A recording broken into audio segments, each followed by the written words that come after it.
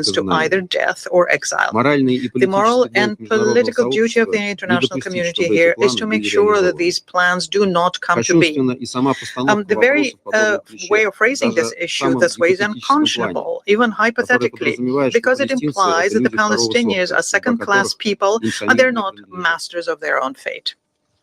Пока же Цахал For now, продолжает the зачистку IDF анклава, не считаясь continues ни с clearing up числом the жертв strip, своей военной regardless операции, of the number она of уже victims составляет of their почти military 60 operation, and тысяч it's about погибших палестинцев, 60,000 ни с Palestinians who масштабами died, разрушений and гражданской regardless инфраструктуры. of the Palestinian infrastructure destruction. Ежедневно поступает информация Daily о we receive сотнях новых жертв information среди about жителей hundreds сектора, в new том числе в victims местах amongst the распределения people in помощи Gaza, по линии including in food печально известного distribution гуманитарного places фонда in для the Газа, vicinity of the infamous являющегося Gaza ничем иным, Humanitarian как Foundation, использование which is гуманитарной nothing помощи в else качестве than a оружия и means инструмента of шантажа. using humanitarian assistance as a weapon or for blackmail.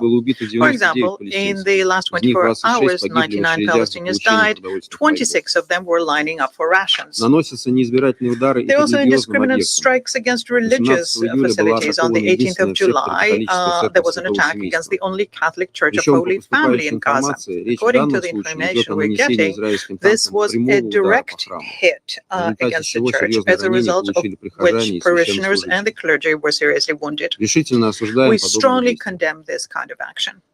We are most seriously concerned by the fact that the people in Gaza do not have an opportunity of obtaining adequate medical assistance. Essentially, all of the medical infrastructure in the strip is destroyed. There are still shortages of all basic necessities, medicines, medical instruments, fuel, and even bags are needed for burial. Hospitals receive hundreds of patients daily, including children who are on the brink of death from starvation. According to the figures as of yesterday, in the past 48 hours, 33 people died from starvation. They're including 12 children. And these figures, as we all know, unfortunately will only grow. Malnutrition is something that doctors and nurses are suffering from as well. They cannot expect to receive adequate food under essential blockade of Gaza either. Mr. President, we are convinced that all those present here very well know the assessment issued by international humanitarian organizations and UN agencies of what is happening in Gaza. They're saying that it goes beyond what is acceptable even at war. In November 2023, the Secretary General stated that Gaza had become a huge children's cemetery. Recently, the Commissioner General of UNRWA, Mr. Lazzarini, described the situation in Gaza as hell on earth. Such assessments are issued by all humanitarians without exception. All of those who are working in the sector were traveling to it. Как на это все реагирует Израиль? How does Israel react to all of that? Сегодня мы это услышали. We have После того, heard как that постпред этой today, страны after the фактически провозгласил в permanent этом зале representative of курс на this country выдавливание essentially с оккупированной stated территории that they и will be персональные squeezing санкции OCHA from против его the высокопоставленных occupied сотрудников. territory, and there will be sanctions against its high-level Остается representatives. узнать, We будет just ли и need to в find out этом, now whether будет ли и в этом Вашингтон безропотно Washington покрывать is своего also союзника going to be covering up for its и поддержит allies его новые without a бесчеловечные шаги murmur as well, whether they will вразрез support декларируемым им there в are иных new случаях императивом inhuman защиты прав steps человека. which goes in counter to what in other instances they proclaim as to be human rights protection.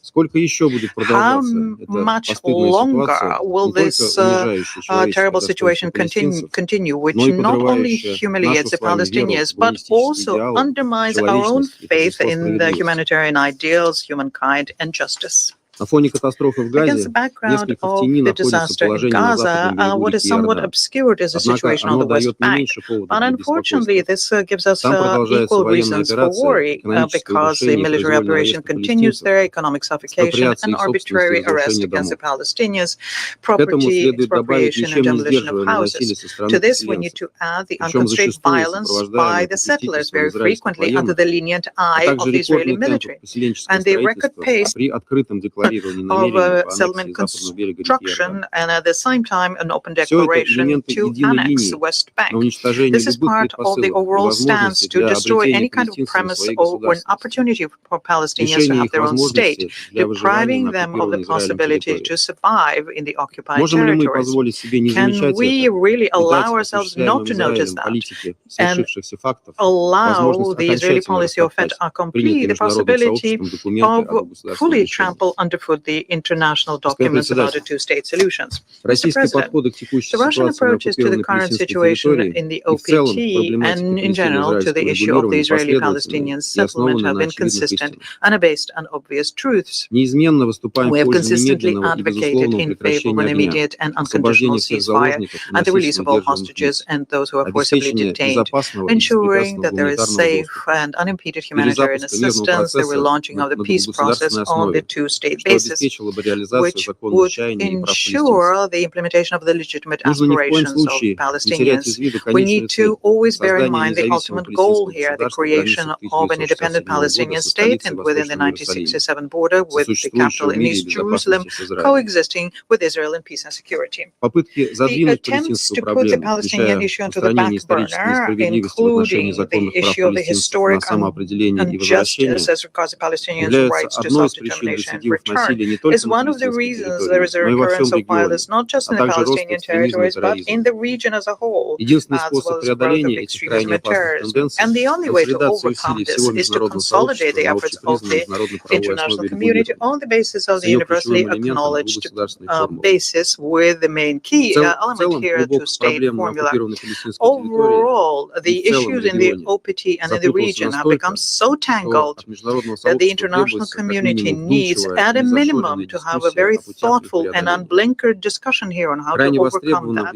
What is particularly relevant in this situation is the International High-Level Conference in support of Palestine next week. We know the efforts made here by our French and Saudi co-presidencies to organize a conference, and it is our expectation that the conference will work out specific steps for the UN member states and international community, including steps to recognize Palestine and to protect the specialized humanitarian agencies, first and foremost, UNRWA. I thank you. Thank you, Mr. Representative of Russian Federation. I would now give the floor to the representative of Denmark. Thank you, Mr. President. And let me also thank Assistant Secretary General Khiari for his comprehensive briefing. Since our last open debate, the Middle East has continued to grapple with escalating conflict, humanitarian suffering, and tragic loss of life. From a devastating humanitarian situation in Gaza to the unprecedented military escalation between Israel and Iran in light of Iran's accelerated nuclear trajectory. From the resumption of Houthi attacks against commercial shipping in the Red Sea to their continuous attack against Israel and its subsequent responses. Most recently, the fighting in Soweto province of Syria and Israel strikes against Syrian territory. We must do all we can to prevent further escalation and a wider regional war. For stability to be restored in the Middle East, all parties must exercise utmost restraint and recommit to diplomacy. The situation is simply too fragile and too dangerous. Mr. President, we are convening today less than 1 week ahead of the high-level conference on the two-state solution, a conference that has the potential to advance concrete solutions for Israelis and Palestinians alike. It takes place against a backdrop of appalling levels of human suffering in Gaza, the continued agony of Israeli hostages and their families, and a further deterioration in the West Bank, including East Jerusalem. We deplore the catastrophic humanitarian situation in Gaza, where the population has been squeezed into less than 14% of the territory. Their reality is one of imminent death by hostilities, starvation, or disease. A daily specter of not knowing what to fear the most, dying from starvation or from seeking food. Most recently, civilians in northern Gaza were attacked while seeking aid from a coordinated WFP convoy. We strongly condemn all attacks on civilians seeking to obtain humanitarian aid. This needs to stop. Denmark's position is clear. Civilians, including humanitarians and UN personnel, as well as civilian infrastructure, must be protected in accordance with international law.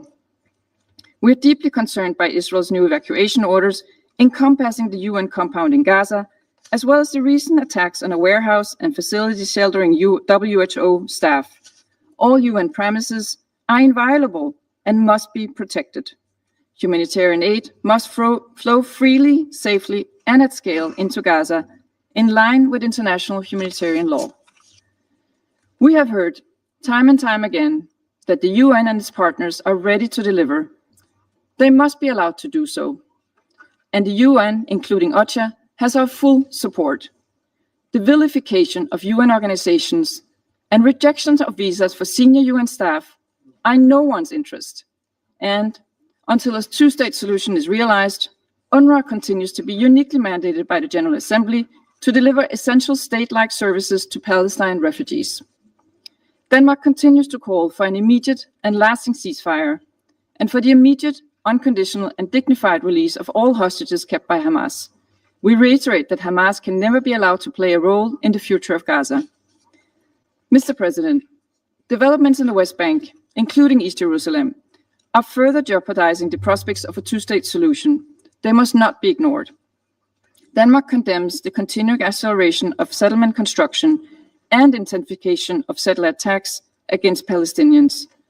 Just last month, Israeli settlers endured as many as 100 Palestinians, the highest monthly figure since OCHA began documenting casualties in 2005. We reiterate that all Israeli settlements are a clear violation of international law and call on the Israeli authorities to cease all further expansions and hold settlers accountable for their crimes. In this regard, we strongly oppose Israel's decision to assume the long-stalled E1 settlement expansion plan, which was add more than 3,400 new units and essentially cut the West Bank in two. We reiterate that resolutions of this Council, including 2334, are not merely words on paper. They must be fully implemented. Mr. President, in closing, as we look to the next week's high-level conference, it is critical for the international community to come together to advance concrete measures for the implementation of a two-state solution. This remains the only viable path to sustainable peace in the Middle East and a future where Palestinians and Israelis live side by side in peace and security. Meanwhile, we need to continue to work for de-escalation and lasting peace in the wider region. Denmark looks forward to contributing constructively to these ends. I thank you. Thank you, Madam Representative of Denmark. I will now give the floor to Representative of China. Thank you, President. I welcome your President, Deputy Prime Minister, and Minister of Foreign Affairs Dar, and presiding over the meeting. I thank ASG Chiari for his briefing. For some time now, the Middle East has been mired in turmoil, with conflicts and confrontations escalating. The conflict in Gaza, dragging on for 21 months, has caused over 58,000 deaths and an unprecedented humanitarian catastrophe. Israel's continued military attacks, restrictions on access to supplies, and the implementation of a militarized aid distribution mechanism have repeatedly led to heavy civilian casualties. Recently, Israel launched a ground offensive against Deir al-Balah in central Gaza, attacked WHO facilities, and searched, interrogated, and even detained its staff. We strongly condemn this. Military means are not the right way to resolve issues. More killings will not bring lasting peace. China urges Israel to immediately cease all military operations in Gaza, fulfill its obligations under international humanitarian law, fully restore humanitarian access, and support the UN and other humanitarian organizations in their aid effort. China firmly supports the UN Office for the Coordination of Humanitarian Affairs and USG Fletcher in their work. The country with significant influence over the party concerned should adopt an impartial and responsible approach and truly play a positive and constructive role.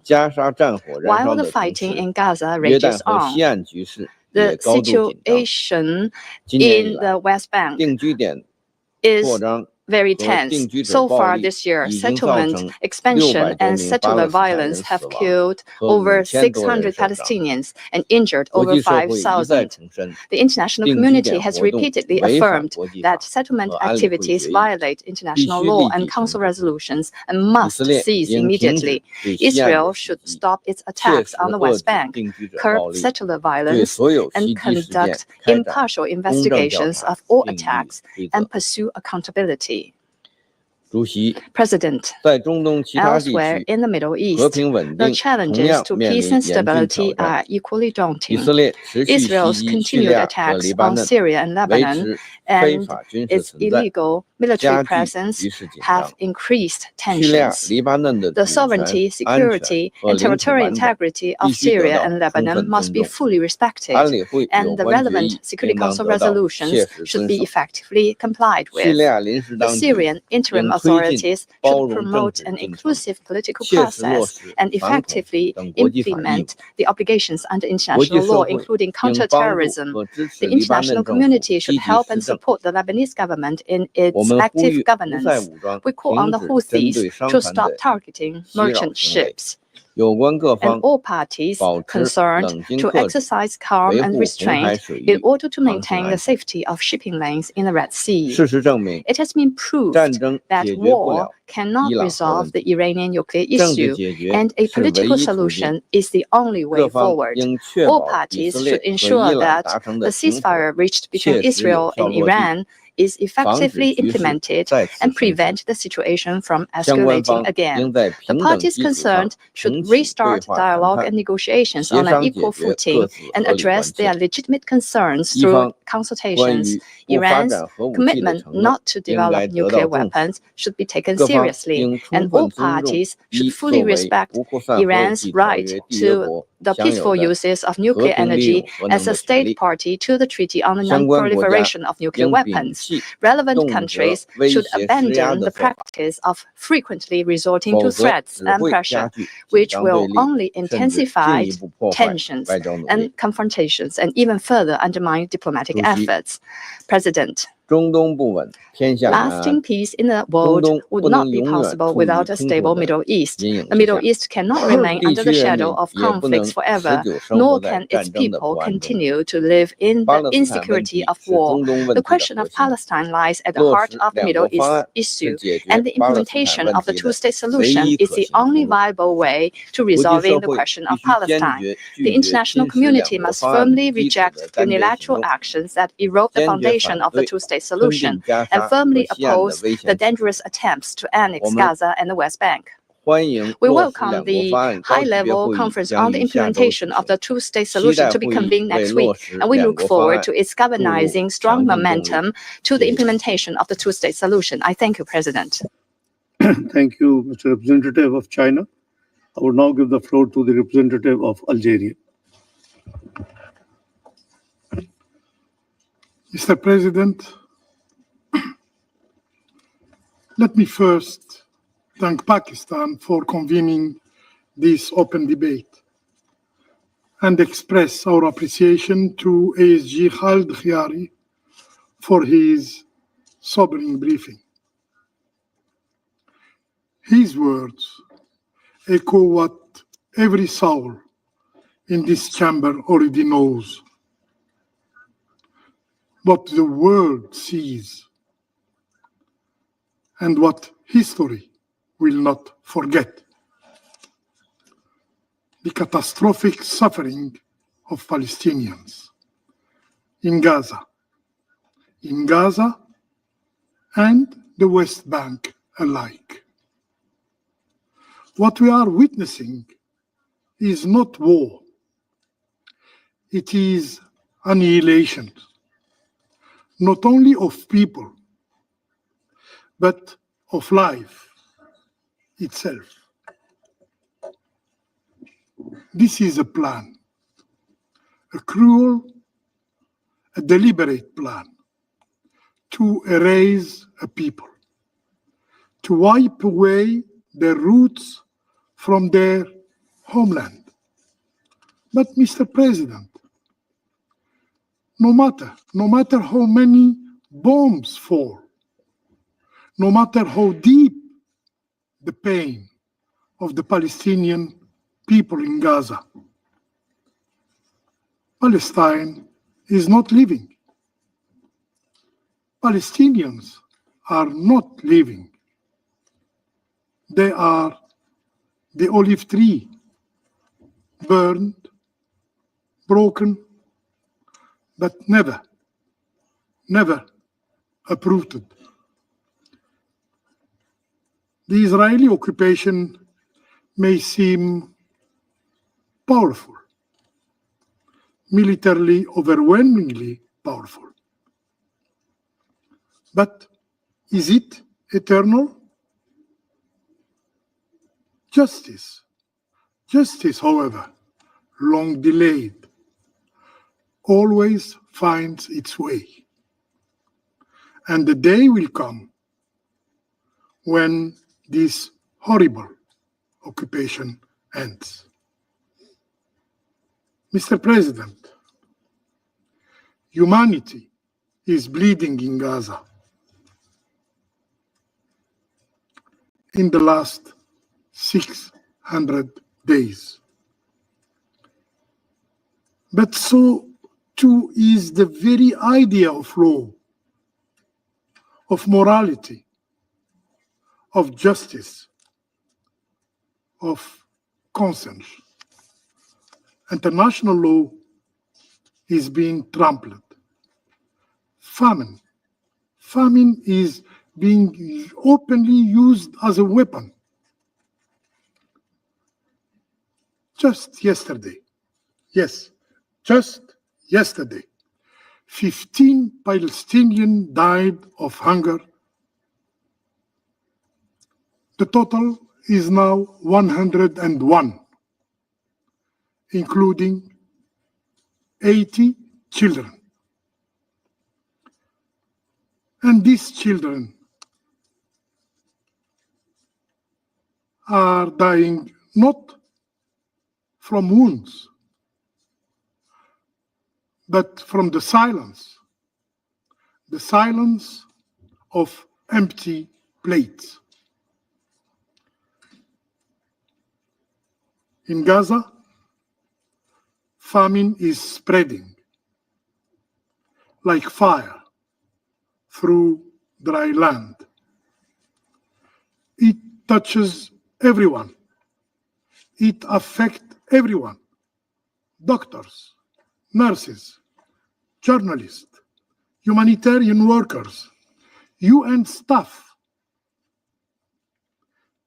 It affects everyone. Children, mothers, the elderly. Yes, Gaza is starving. And the world, the international community, is only contemplating. And the Security Council is watching with no action. The cause is clear. The solution is well known. As Médecins Sans Frontières medical coordinator in Gaza said plainly, the starvation of people in Gaza is intentional. It could end tomorrow if Israeli authority allow food in at scale. But instead, aid convoys are blocked.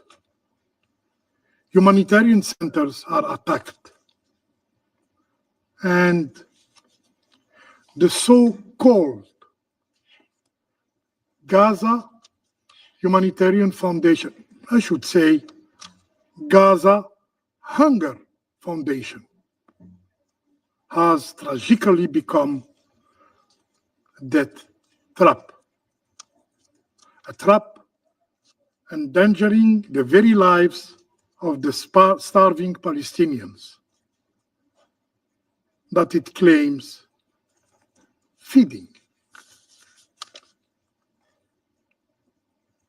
As one of 3 Gazans does not eat for days, aid is no more a race for life. It has become a race to death. More than 1,000 people killed, over 6,500 injured, just for seeking help, just for seeking food, just for reaching out of bread. This is the blatant reality.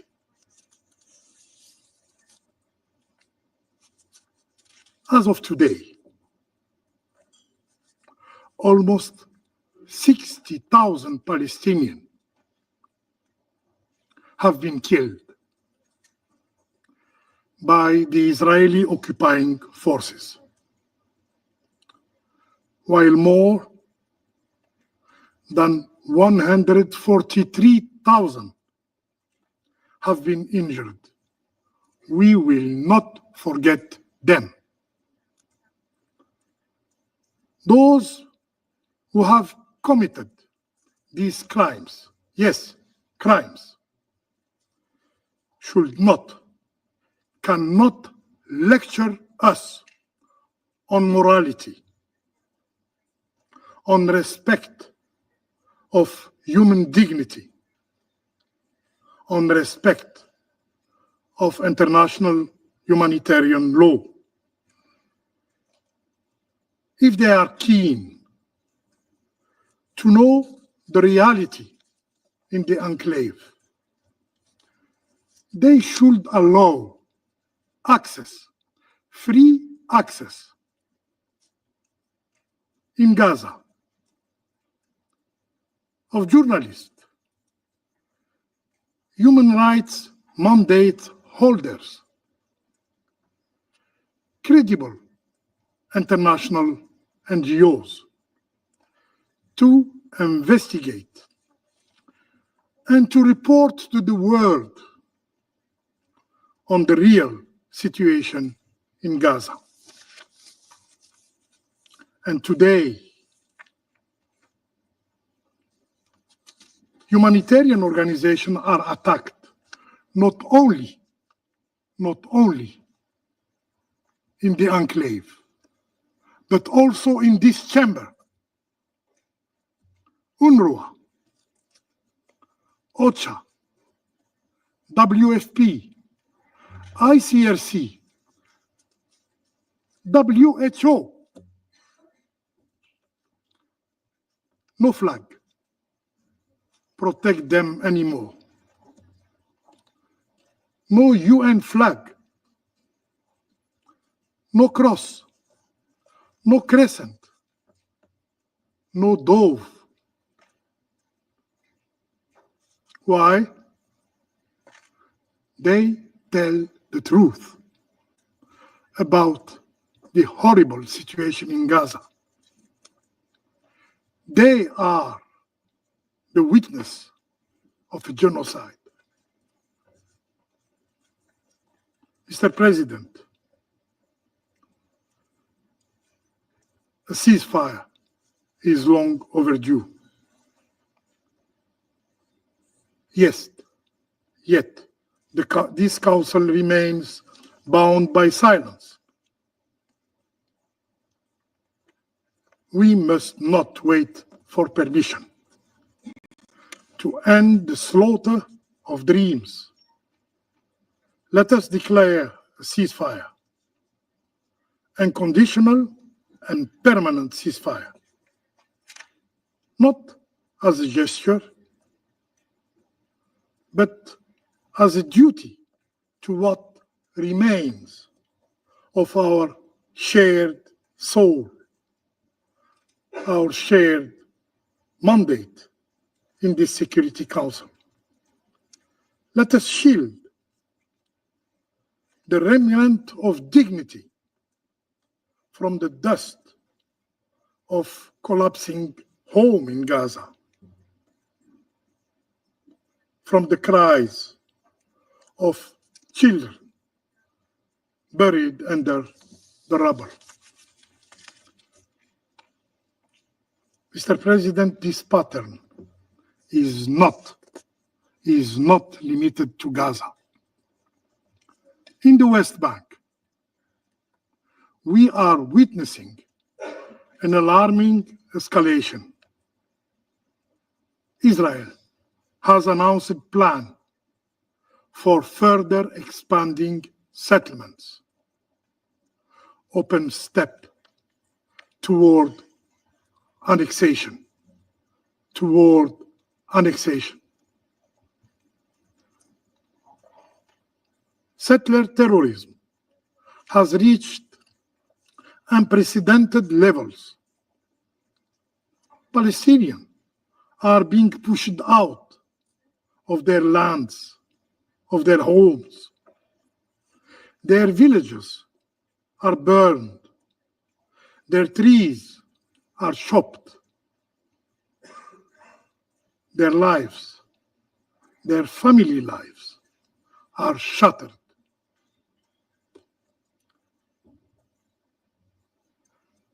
Even the sacred is not spared. Settlers repeatedly assault Al-Aqsa Mosque and attacks churches. Now, the famous Ibrahimi Mosque is under threat. Algeria condemns in the strongest terms these attacks and this violation of international law. And while we speak of Palestine,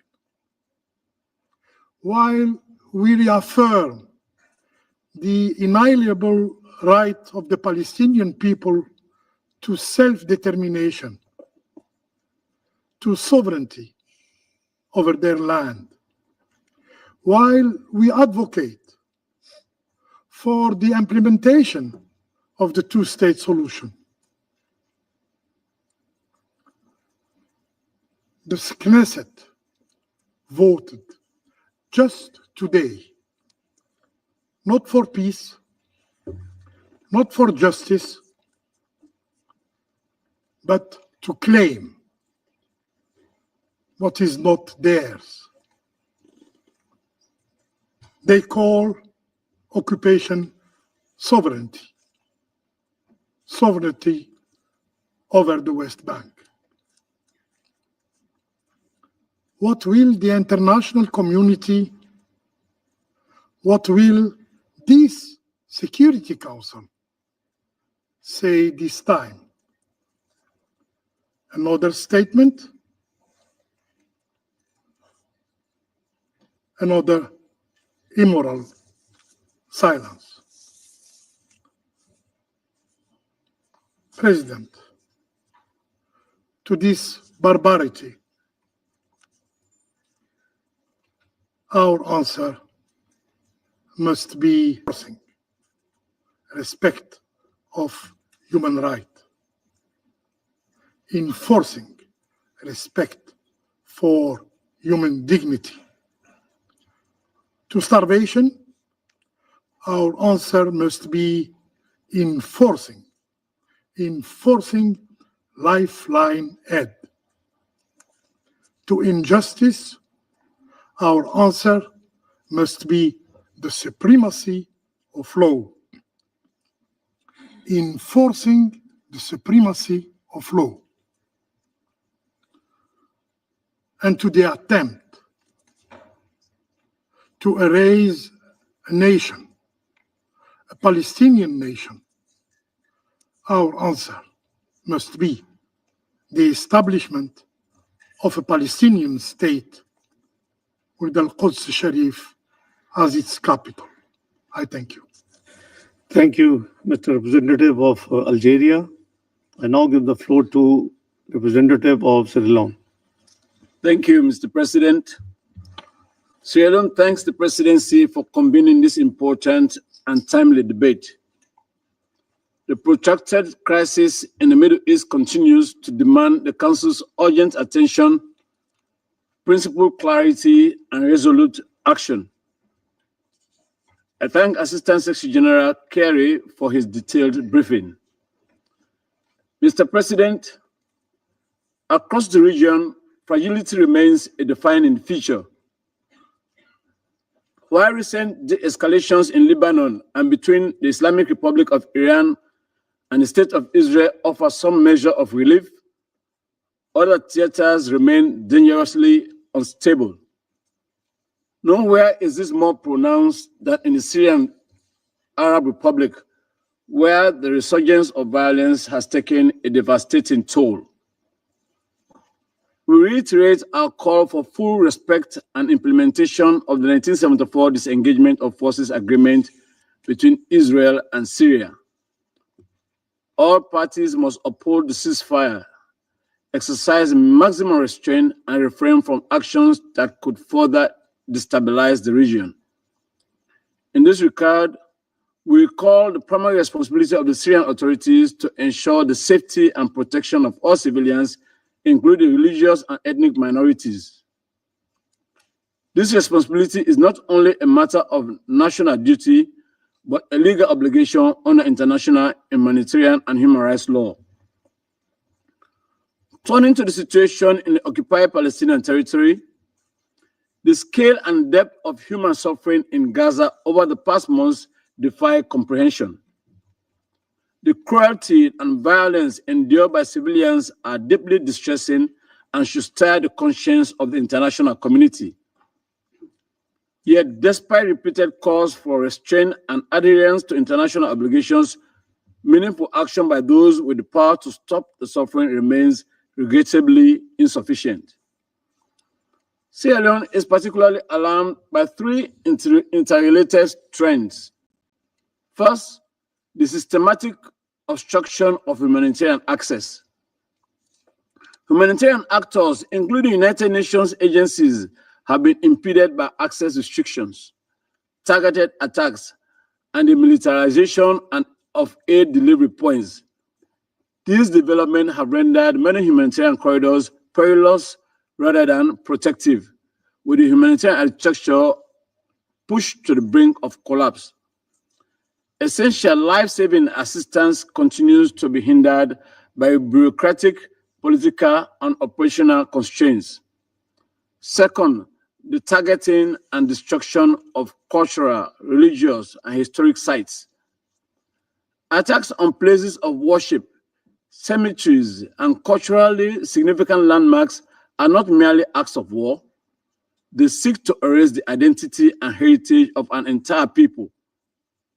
When coupled with widespread destruction of homes, schools, and civilian infrastructure, these actions signal an alarming pattern of displacement and dispossession. Third, the deprivation of basic necessities. The use of siege tactics, repeated bombardments, and forced evacuations, including the recent evacuation order convening covering about 5.6 square kilometers of Deir Bala, which spans from neighborhoods, leaving the millions of Palestinians confined to ever-shrinking spaces, often without access to adequate food, clean water, or medical care. The use of starvation as a method of warfare is a grave breach of international humanitarian law. Even more concerning is reports that the latest evacuation orders affect United Nations premises and warehouses, which are protected under international law. We are also deeply concerned that the whole staff residence was attacked 3 times in the last few days. We reiterate that the parties to the conflict must respect the inviolability of all United Nations staff, premises, warehouses, and other civilian sites. Taken together, these patterns point to a deeply troubling possibility: the risk of acts committed with the intent to destroy, in whole or in part, a national, ethnic, racial, or religious group. As affirmed by International Court of Justice in its provisional measures, the 1948 Genocide Convention obliges international community to prevent such outcomes once the risk becomes known. To be clear, the invocation of atrocity prevention is not an attack on any state, religion, or people. It is rather a principled insistence on the rule of law, accountability, and the protection of civilians. Criticism of militia conduct or state policy must not be conflated with identity-based hate. Such confliction only serves to erode efforts towards peace, justice, and reconciliation. Mr. President, Sierra Leone unequivocally condemns the attacks of 7 October 2023 perpetrated by Hamas and other armed groups. The deliberate targeting of civilians and taking of hostages are unacceptable and constitute serious violations of international law. These crimes must be addressed through lawful and accountable means. However, we maintain that one atrocity cannot justify another. The principles of proportionality, distinction, and necessity must be upheld at all times.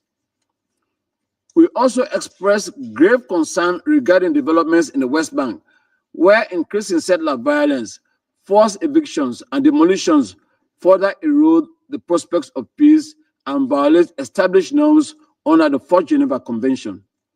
These acts threaten to undermine not only the two-state solution, but also the long-term stability of the region. Accordingly, Sierra Leone calls for the following. First, an immediate and unconditional ceasefire in Gaza and the West Bank as a necessary step to halt further loss of life and enable the restoration of humanitarian operations.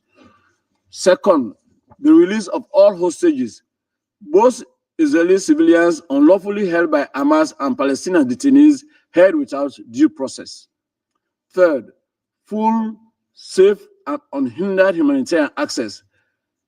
We welcome recent initiatives to expand and aid delivery, but stress that these measures must be scaled up and the blockade lifted and militarization abandoned. Fourth, food compliance with ICJ's provisional measures, particularly those related to facilitating humanitarian aid and protecting civilians. The work of UNRWA and other UN agencies on the ground must be preserved and strengthened. Fifth, the rejection of any effort towards permanent displacement of Palestinians. Those forcibly removed must be allowed to return home when conditions allow. The right to self-determination must be respected and upheld. Ultimately, there must be a credible return to the political track. A two-state solution based on the pre-1967 borders and with East Jerusalem as the capital of the state of Palestine remains the only viable and just path towards sustainable peace. In this context, we welcome the forthcoming international conference to be convened by France and the Kingdom of Saudi Arabia and all relevant parties to engage constructively. We also commend the mediation efforts led by Egypt, Qatar, and the United States, which have helped facilitate temporary humanitarian pauses. Mr. President, the Middle East stands at a critical crossroads. The suffering of civilians in Gaza, the instability in Syria, Lebanon, and Yemen, and the stagnation of the peace process collectively underscore the need for renewed leadership and firm action. Thank you. Thank you, Mr. Representative of Sierra Leone. I would now give the floor to the representative of France. Merci, Monsieur le Président. Monsieur le Président, je remercie Monsieur le Secrétaire général Khaled pour son exposé et j'ai écouté avec la plus grande attention Monsieur le Secrétaire général. La priorité au Proche-Orient, c'est d'obtenir un cessez-le-feu permanent et immédiat à Gaza, la libération immédiate and unconditional release of all hostages that have been illegally detained by Hamas and the unfettered at-scale delivery of humanitarian aid. France continues to work tirelessly to achieve that goal. And we welcome the efforts made by its partners in that connection. France firmly condemns the expansion of the Israeli offensive to the center of Gaza. Their evacuation orders have prompted the displacement of tens of thousands of people in Deir el-Balah and have hampered the work of manifold UN agencies. Agence des Nations Unies, UN agencies that France once again would like to say that we support and trust them. That begins with UNRWA and the BCHH. The people, their personnel pay a disproportionate price for this tragedy. This new operation is worsening the humanitarian situation at an ever quicker pace. That situation is marked by malnutrition and the risk of famine. This situation is the result of the blockade imposed by Israel. France condemns in the very strongest terms Israeli fire on Palestinians in Gaza as they attempt to obtain humanitarian aid. This fire is thought to have killed over 1,000 people in recent months, or more, according to the UN. Any attempts to bring about the forced displacement of Gaza's people, be these open or covert, are illegal and unacceptable. In the West Bank and in East Jerusalem, settlement activity must stop. It is a breach of international law. France staunchly opposes the resumption of the E1 settlement project. This project must not see the light of day. It is a violation of international law. It threats the prospect of the two-state solution. We must build an alternative to war in order to meet the legitimate aspirations of the Palestinians of having a state and to allow the Israelis and the Palestinians to live in peace and in security. The gravity of the situation in the Middle East must not distract the Council from what is happening in Lebanon, in Syria, and the Red Sea. In Lebanon, in spite of the manifold obstacles, we must continue our efforts to comprehensively implement Resolution 1701. That text has become all the more relevant following the ceasefire agreement of 26th of November 2024. The restoration of the Lebanese state's authority across its territory depends on implementing that resolution. They must retain the monopoly over the use of force across the full extent of Lebanese territory. To achieve that goal, renewing UNIFIL's mandate is vital if we are to support efforts taken in this connection on the part of Lebanese authority and the LAF. In Syria, the ceasefire obtained last Saturday, thanks to the US mediation efforts, must be upheld. Humanitarian aid must be delivered in an unfettered fashion to Sueda, and civilians that wish to do so must be able to be evacuated in absolute safety. We call upon Israel to refrain from any and all unilateral actions likely to sow instability in Syria. The goal for this Council must be to ensure that Syria is able to achieve an inclusive transition, to restore civic peace and recover its economy. The reconfiguration of the UN's presence in Syria must make it possible to support those goals. This is also the rationale behind France's efforts in support of the Syrian Transitional Authority. In Yemen and the Red Sea, as in the rest of the region, the Houthis must put an end once and for all to their destabilizing actions in the Middle East. France calls for the resumption of the inter-Yemeni peace process under the aegis of the UN Special Envoy Hans Grönberg, who France fully supports. These efforts must allow us to fully implement the political, security and economic roadmap. Mr. President, a ceasefire agreement in Gaza could allow the Middle East to write a new chapter with the resumption of the Israeli-Palestinian peace process. France is doing all it can to achieve that goal. With that in mind, we will co-chair alongside Saudi Arabia a high-level conference between on the 28th and 29th of July. This conference aims to ensure that the two-state solution can reach fruition through concrete steps. The conference also aims to spark a new, broad dynamic in favor of a political solution which meets the legitimate security concerns of Israel and which ultimately guarantees the contiguity and viability of the Palestinian state. France, or rather the conference, will strive to foster the recognition of Palestine, the normalization of its relations with Israel, and regional integration, as well as the reform of Palestinian governance and the disarmament of Hamas. We call upon all member states to participate at that conference at the highest possible level. Thank you. Thank you, Mr. Representative of France. I would now give the floor to Representative of Panama. Muchas gracias. Thank you very much, Mr. President. Agradecemos We a Su thank Excelencia His Mohammad Excellency Mohammad Sagdar, Viceprimer Deputy Ministro y Prime Ministro de Minister Asuntos and Minister Exteriores de for Foreign Pakistán, Affairs of Pakistan, por haber convocado for esta having importante convened reunión this y por important meeting presidirla. and for presiding over it. Expresamos también We nuestro also agradecimiento al wish señor to Mohamed thank Mr. Khaled Chiari, Chiari, Subsecretario General Assistant para Secretary Oriente General Medio y for Asia the Middle Pacífico, East, por su Asia and the presentación. Pacific, for his briefing. Saludamos a We los ministros, altos welcome the funcionarios y ministers, senior representantes officials and de representatives delegaciones from delegations. We participación. thank them for their participation. En Medio Oriente The Middle East sigue siendo el continues to be epicentro de un the conflicto epicenter of a growing conflict, cuyo alcance the reach parece of solo which seems extenderse. only to grow. Panama is monitoring with grave concern the dire situation which continues to prevail in the Syrian Arab Republic. There, countless outbreaks of violence have occurred, sectarian violence that is, have occurred in quick succession. These not only threaten the country's internal stability, but also the security of the region as a whole. We condemn the recent escalation of violence against civilians, including against religious and minority communities in Syria. We specifically refer here to the 22nd of June attack against the Greek Orthodox Church of Mar Elias in Damascus. We're also thinking of the sectarian violence in Sueda, the military operations in densely populated areas such as Daraa and the capital Damascus. Against this backdrop, we reiterate that it is necessary to give a real chance to a political transition in Syria so that that transition can be genuinely inclusive and sovereign in accordance with the parameters established by Security Council Resolution 2254.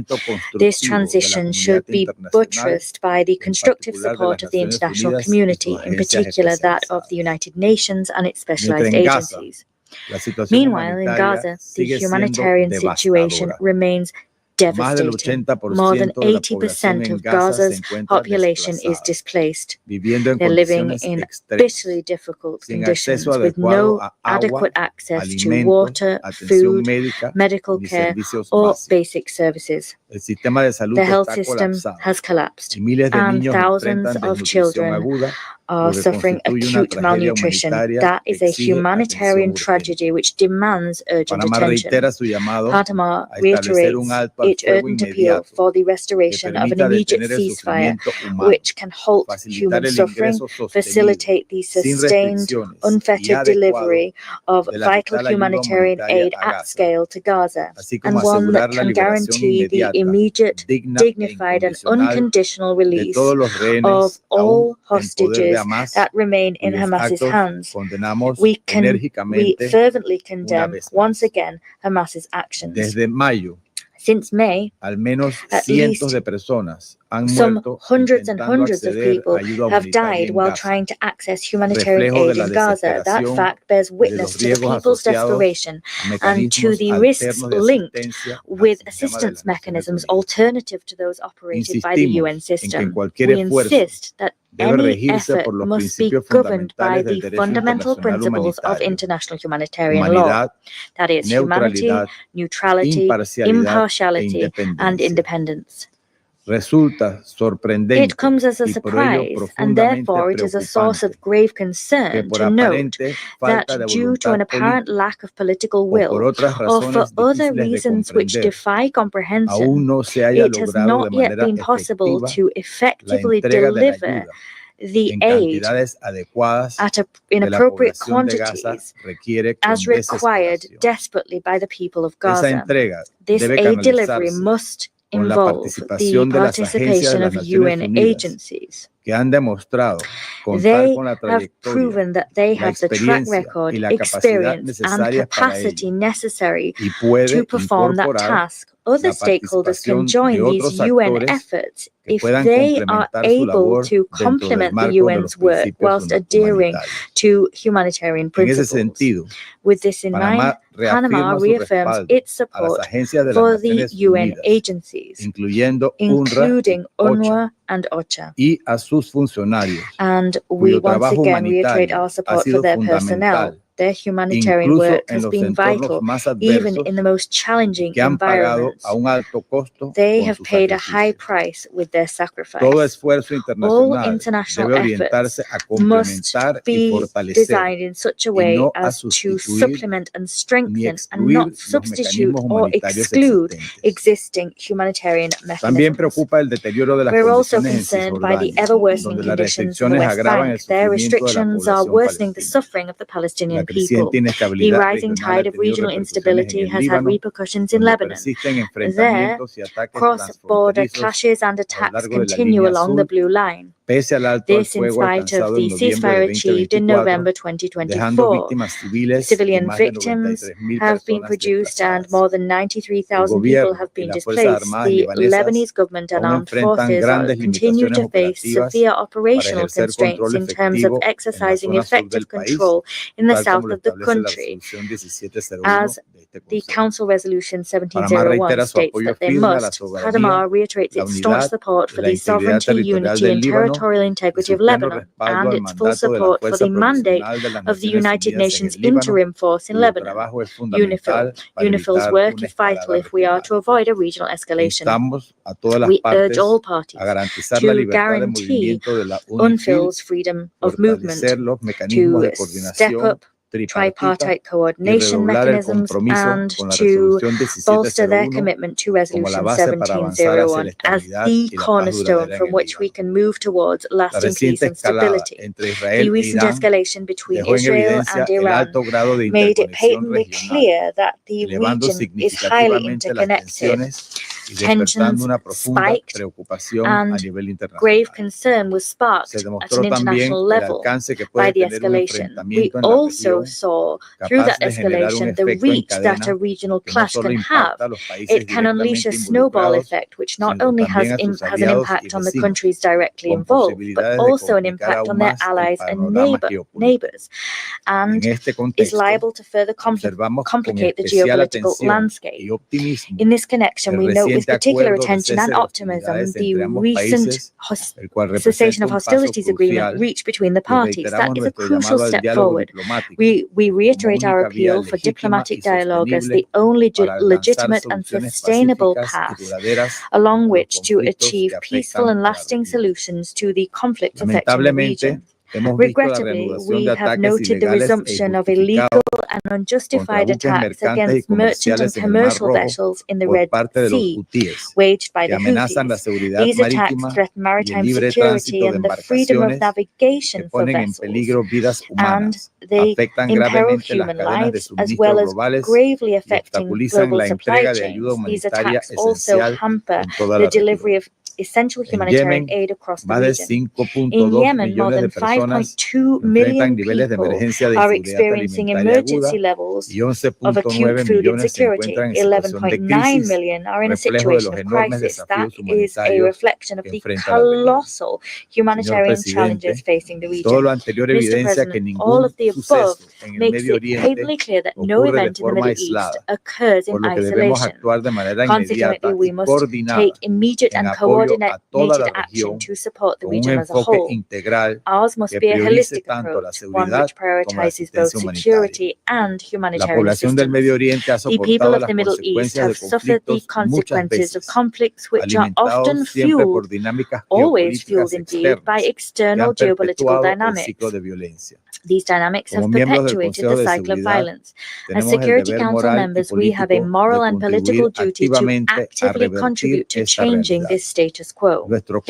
Our commitment must also hold steadfast when it comes to rebuilding the region. We must not only rebuild its infrastructure, but also its social fabric. If there is one truth that we must acknowledge about the Middle East, it is that this is a region comprising profoundly resilient people, each of which deserves a different now and a future full of hope. I thank you. Thank you, Mr. Representative of Panama. Now I give the floor to the representative of United Kingdom. Thank you, President. And I'd like to start by thanking Assistant Secretary General Chiari for his briefing.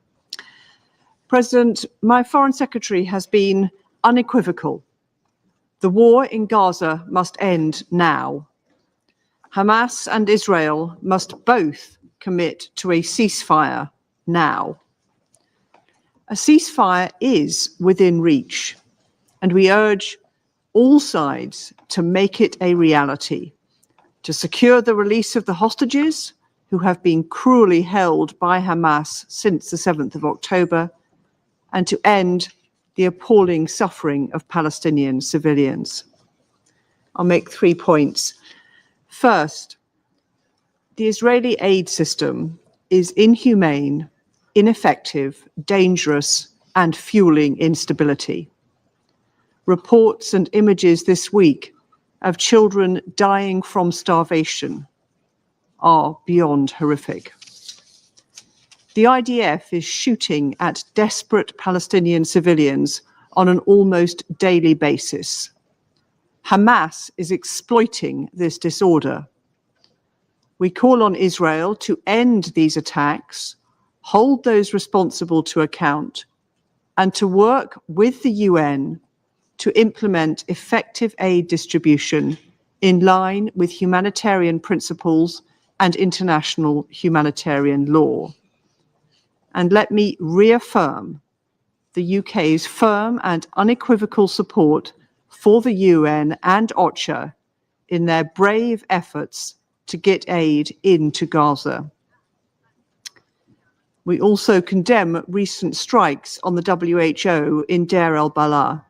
Humanitarians and civilians must be protected.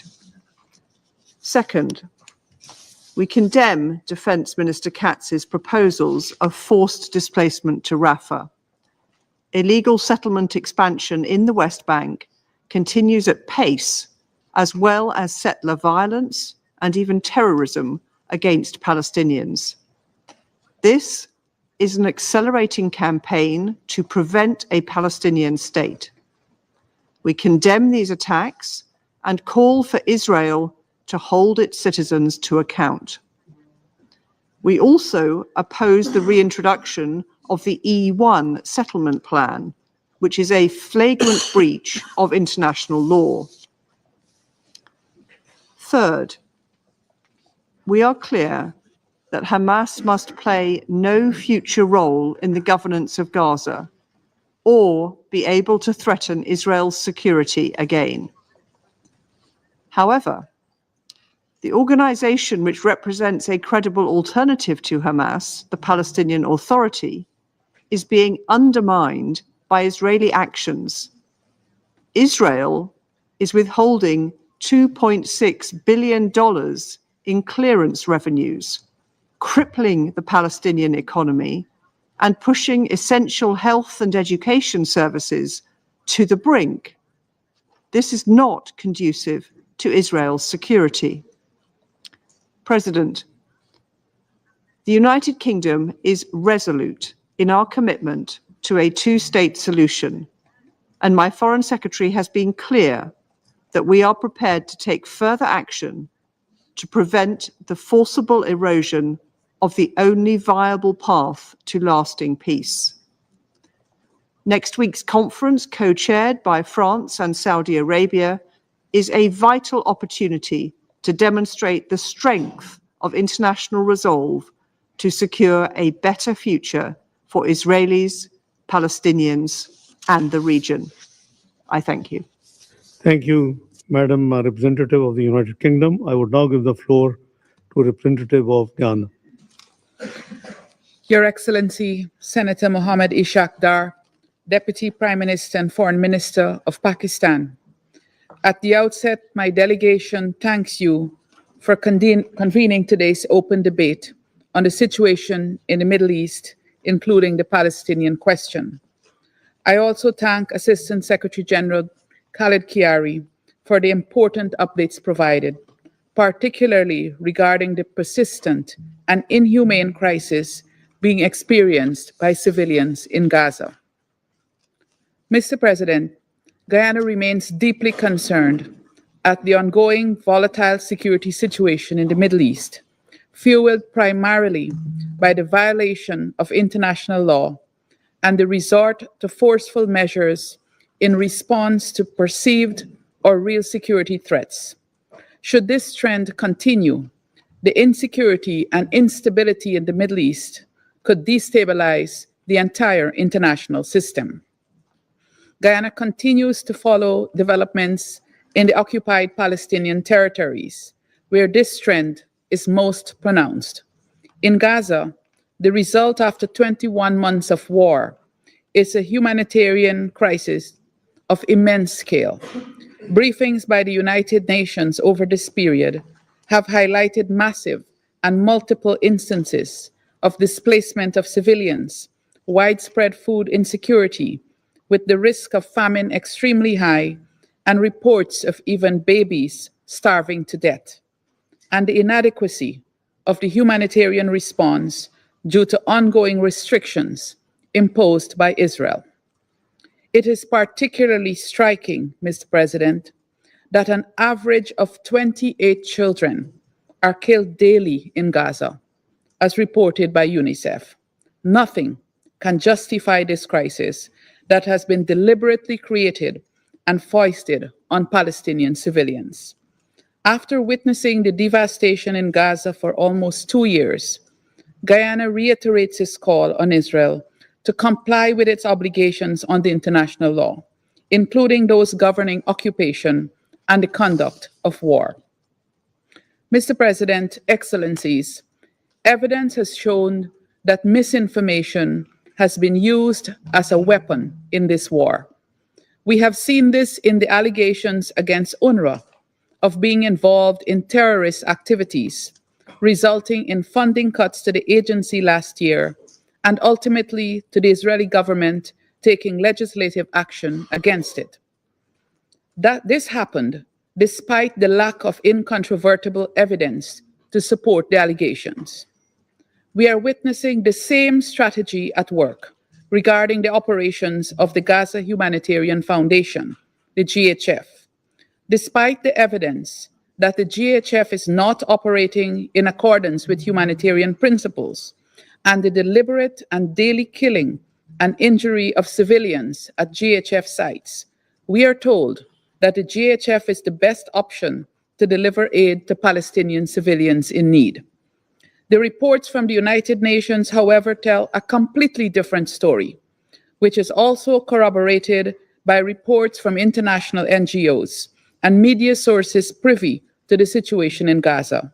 It is important to counter all false narratives about what is happening in Gaza as a critical step towards addressing the impunity that has characterized actions there and for promoting accountability. We continue to rely on the UN and its partners in Gaza to this end. Mr. President, we continue to deplore the indiscriminate manner of Israel's strikes in Gaza, where it appears that virtually nothing is off limits.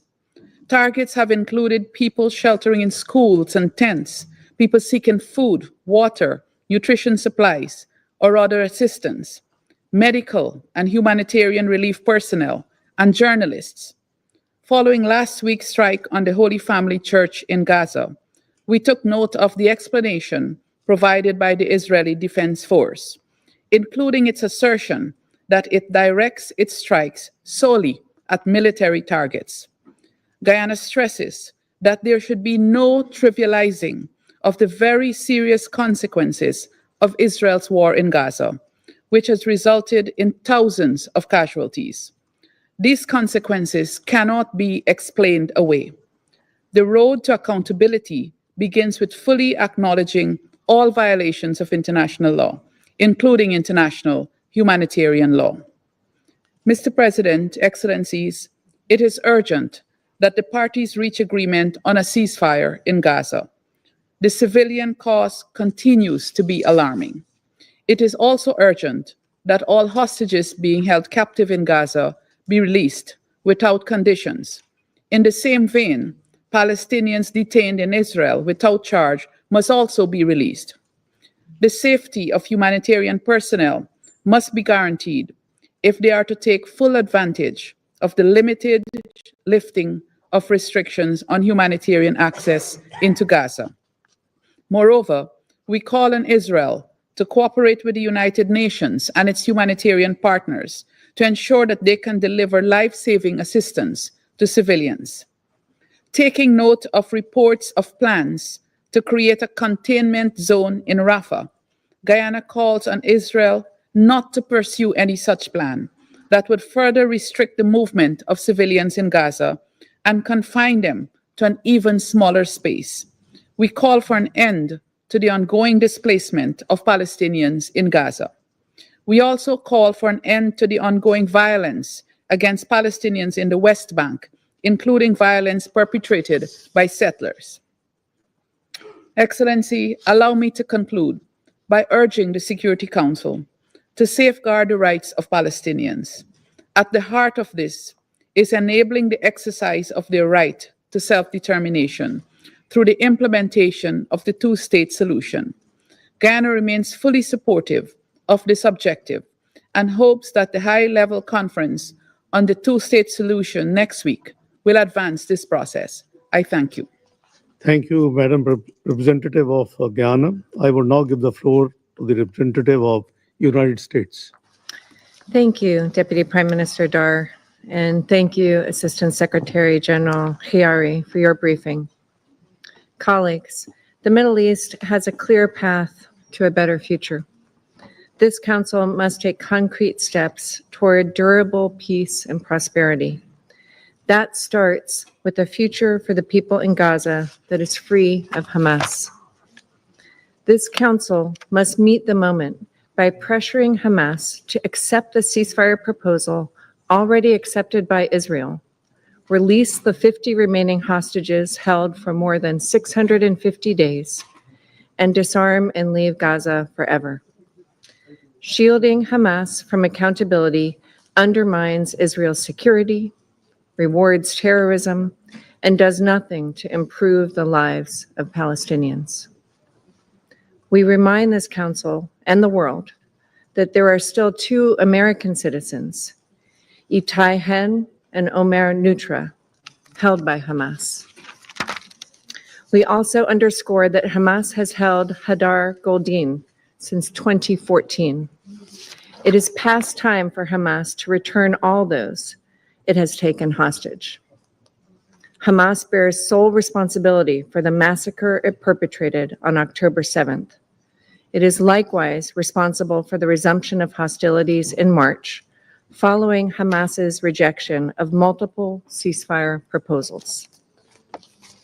Mr. President, the representative of Israel has addressed allegations of genocide made by some in this room. I am also compelled to speak on this. These accusations are politically motivated and categorically false. They are part of a deliberate, cynical propaganda campaign as Hamas attempts to win symbolic victories to compensate for total defeat in war. The United States refutes these allegations entirely. America fully supports Israel's right to defend itself. Israel has taken numerous measures to limit harm to civilians and to address humanitarian needs. The loss of civilian life in Gaza is tragic, but the responsibility for this rests with Hamas, which could also stop the fighting today by agreeing to a ceasefire already accepted by Israel. I will also address allegations of Israel's plans to move Gazans to other countries. The United States does not support the forced displacement of Palestinians from Gaza. President Trump has said that nobody is expelling any Palestinians from Gaza. We also underscore, Mr. President, Hamas must accept the deal on the table. Anything short will only perpetuate the suffering of hostages in captivity, of their families desperate to unite with loved ones, and of Gazans who deserve to live free of Hamas's tyranny. Mr. President, with respect to the dire humanitarian situation, no one wants to see Palestinians in Gaza go hungry or thirsty. The United States supports getting assistance to civilians in Gaza. This should happen in a way that does not allow Hamas to benefit. We recognize the IDF's ongoing efforts to prevent civilian harm in Gaza. By contrast, Hamas's use of civilians as human shields is a deplorable violation of international humanitarian law. The United States stands for the protection of civilian lives during armed conflict in compliance with international humanitarian law. Mr. President, with respect to deaths of Palestinians while seeking aid, The United States mourns the loss of all innocent lives, and we agree that more assistance needs to safely reach those in need. I would point out that the most recent tragedy occurred near UN convoys after they passed through the Zakim crossing. It is unfortunate that the UN continues to turn down the offers of the Gaza Humanitarian Foundation to collaborate and coordinate aid efforts. The United States also offers condolences for those killed at the Holy Family Church in Gaza. We have asked Israel to investigate the strike and ensure that all civilians, including Christians, remain safe. And with respect to the death of the American citizen in the West Bank, as Ambassador Huckabee has said, we have asked Israel to aggressively investigate the killing of Saif Masalat, an American citizen who was visiting family in Sinjil when he was beaten to death. There must be accountability for this criminal and terrorist act. Our condolences are with Saif's family. And we condemn criminal violence by any party in the West Bank and support actions to ensure all civilians, including Christian civilians, remain safe. The future for the Palestinians must start in Gaza without Hamas. Hamas must disarm and leave Gaza, and the hostages must return home. Quiet diplomacy, not performative actions in New York or elsewhere, will achieve that goal. Mr. President, turning to Iran, we are likewise at a critical juncture. On June 21st, the United States devastated Iran's nuclear facilities to end Iran's nuclear enrichment capacity and stop the threat posed by the world's foremost state sponsor of terror in support of Israel's right of collective self-defense. Now, with the U.S. negotiated ceasefire having brought an end to the 12-day war, Tehran faces a choice. On the one hand, Iran can continue its current path of defying the NPT-mandated safeguards obligations in a bid to reconstitute its nuclear program in secrecy. Already, Iran's law to suspend cooperation with the IAEA has obscured international visibility into its program. Iran can also continue to route vital state resources to a network of proxies and partners abroad to undermine regional security. Or, on the other hand, Iran can pursue a different course, ending its path to a nuclear weapon through meaningful, time-bound diplomacy. This track is the only means of realizing a durable peace, and with it, greater prosperity and global integration for Iran and its people. This path remains the preferred of the United States. We urge Iran to take it. In the absence of a deal, the United States continues to impose maximum diplomatic and economic pressure to constrain any activities, like the pursuit of a nuclear weapon, that would threaten the security of U.S. citizens, personnel, and partners in the region. We emphasize the July 1st statement of the G7 foreign ministers, which, first, reaffirmed that Iran can never have nuclear weapons and must refrain from reconstituting its unjustified enrichment activities. Second, called upon Iran to urgently resume full cooperation with the IAEA, including by providing verifiable information about all nuclear material in Iran and providing access to IAEA inspectors. And third, condemned the reprehensible calls in Iran for Director General Grossi's arrest and execution. Colleagues, the members of this council and the world must stand united in ensuring Iran never obtains or develops a nuclear weapon. The United States will do its part to help forge a new reality for the Middle East alongside Israel and our Arab partners. It is our responsibility to realize the Middle East that earlier generations dreamt of, a region of peace, prosperity, safety, harmony, opportunity, innovation, and achievement. I thank you. Thank you, Madam Representative of United States. I now give the floor to the representative of Republic of Korea. Thank you, Mr. President. I also join other colleagues thanking ASG colleague Kiri for his comprehensive briefing. Mr. President, for millennia, the Middle East has been a crossroad of civilization, with its abundant historical, cultural, and religious heritage. However, what we have been witnessing for almost 2 years now, unfortunately, represent a painful cycle of profound instability, the denial of coexistence, and a total destruction of a shared humanity. Hamas committed the worst terrorist attacks against Israel and still brutally holds 50 hostages. Israel's airstrikes and gunfire, as well as restrictions to humanitarian aid, are pushing Palestinian civilians in Gaza deeper into death and starvation.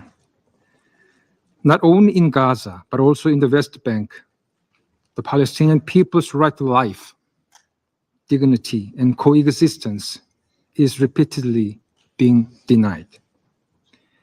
In the wider Middle East region, sirens and airstrikes have become the new normal.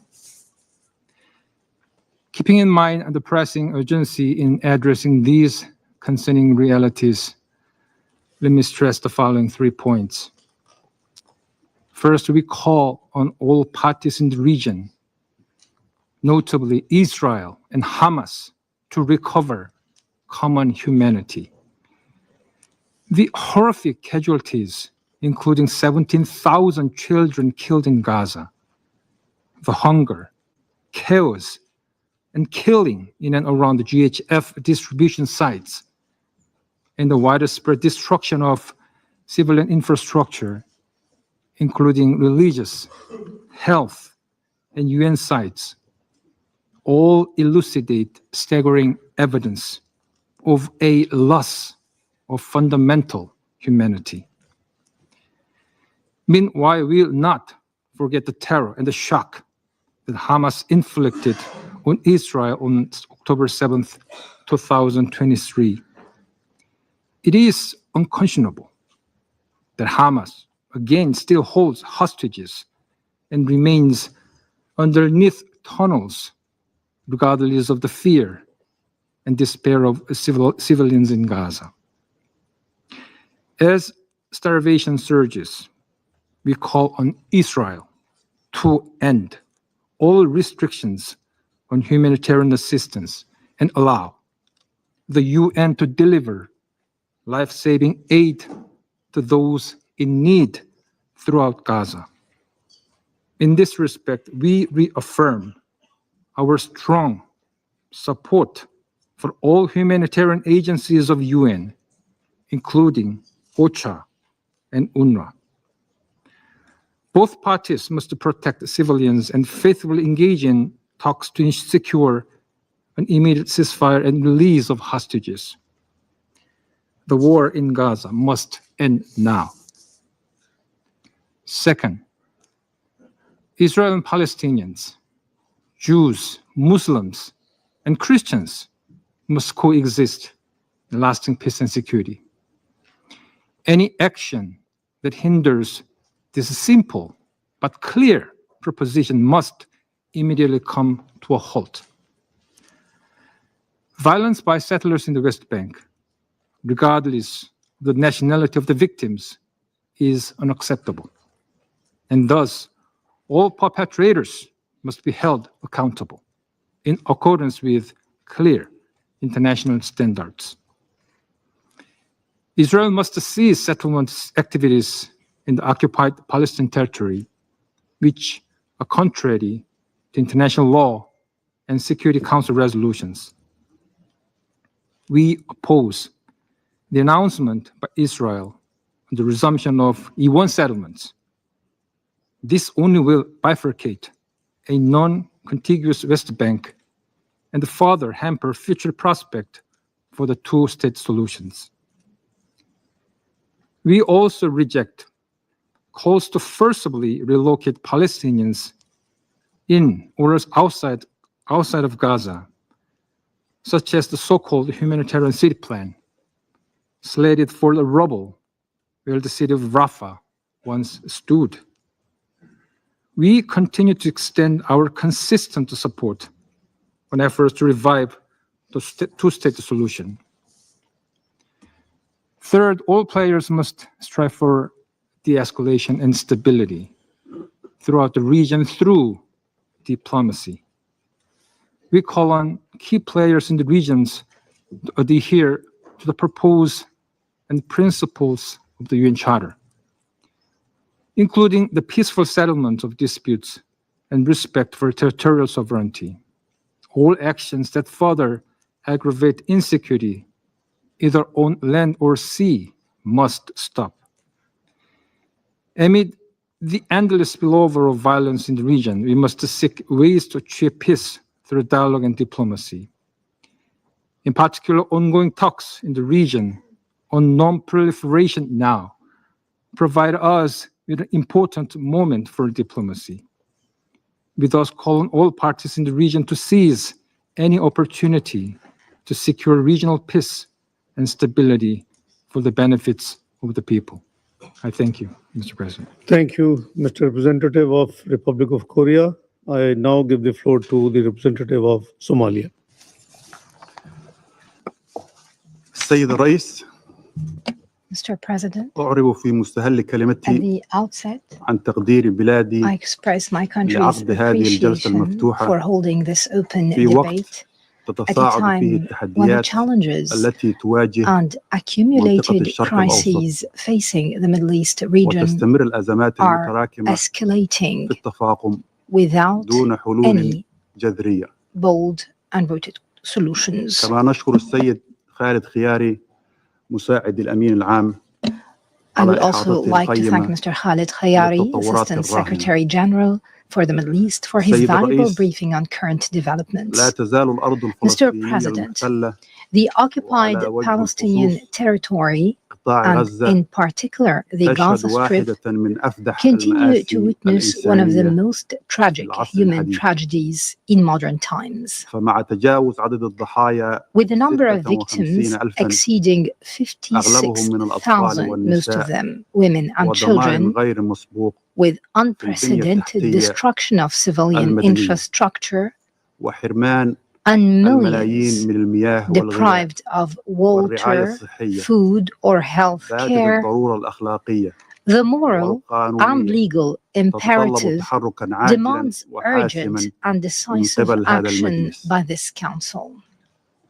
وقد دخل الوضع في غزة The مرحلة situation in المجاعة Gaza الفعلية has entered the stage مع of تسجيل a de حالات facto يومية famine, with daily لانهيار cases of الأطفال children and adults والبالغين نتيجة collapsing سوء التغذية as a الحاد result of severe ووفاة malnutrition, عدد كبير من a number المدنيين of civilians بسبب dying الأعمال as a العسكرية result of military وآخرين action, جوعا and في others مشهد يجسد died فشلا starving to death جماعيا in a scene that وأخلاقيا embodies a وإنسانيا. collective moral and لقد humanitarian حوصر failure. المدنيون حتى من كسرة Civilians الخبز have been deprived of وقطرة even a الماء crumb of bread, في خرق a drop صريح of water, لاتفاقيات in جنيف clear violation of the وكل Geneva قواعد القانون Conventions and الدولي all rules الإنساني. of international humanitarian law. تجدد الصومال مطالبتها بوقف Somalia فوري reiterates وشامل لإطلاق its النار call ورفع for a الحصار الجائر comprehensive and المفروض immediate على القطاع ceasefire, the وضمان lifting of وصول the unjust المساعدات blockade imposed on the الإنسانية Strip, and بشكل the مستدام unhindered and وآمن safe delivery of وفقا humanitarian لمبادئ aid. القانون الدولي This in الإنساني. accordance with the principles of international humanitarian law. كذلك نعيد We التأكيد also على reaffirm موقفنا الثابت our والداعم unwavering لحق الشعب position in الفلسطيني support غير of القابل the للتصرف inalienable في right of the تقرير Palestinian مصيره people to وفي إقامة دولته self-determination المستقلة and to the على establishment حدود of their الرابع من independent يونيو state سنة along the borders of the 4th of June 1967 وعاصمتها 1967, القدس with الشرقية East وفقا Jerusalem as للقرارات its الدولية capital, ذات الصلة. in line with relevant international resolutions.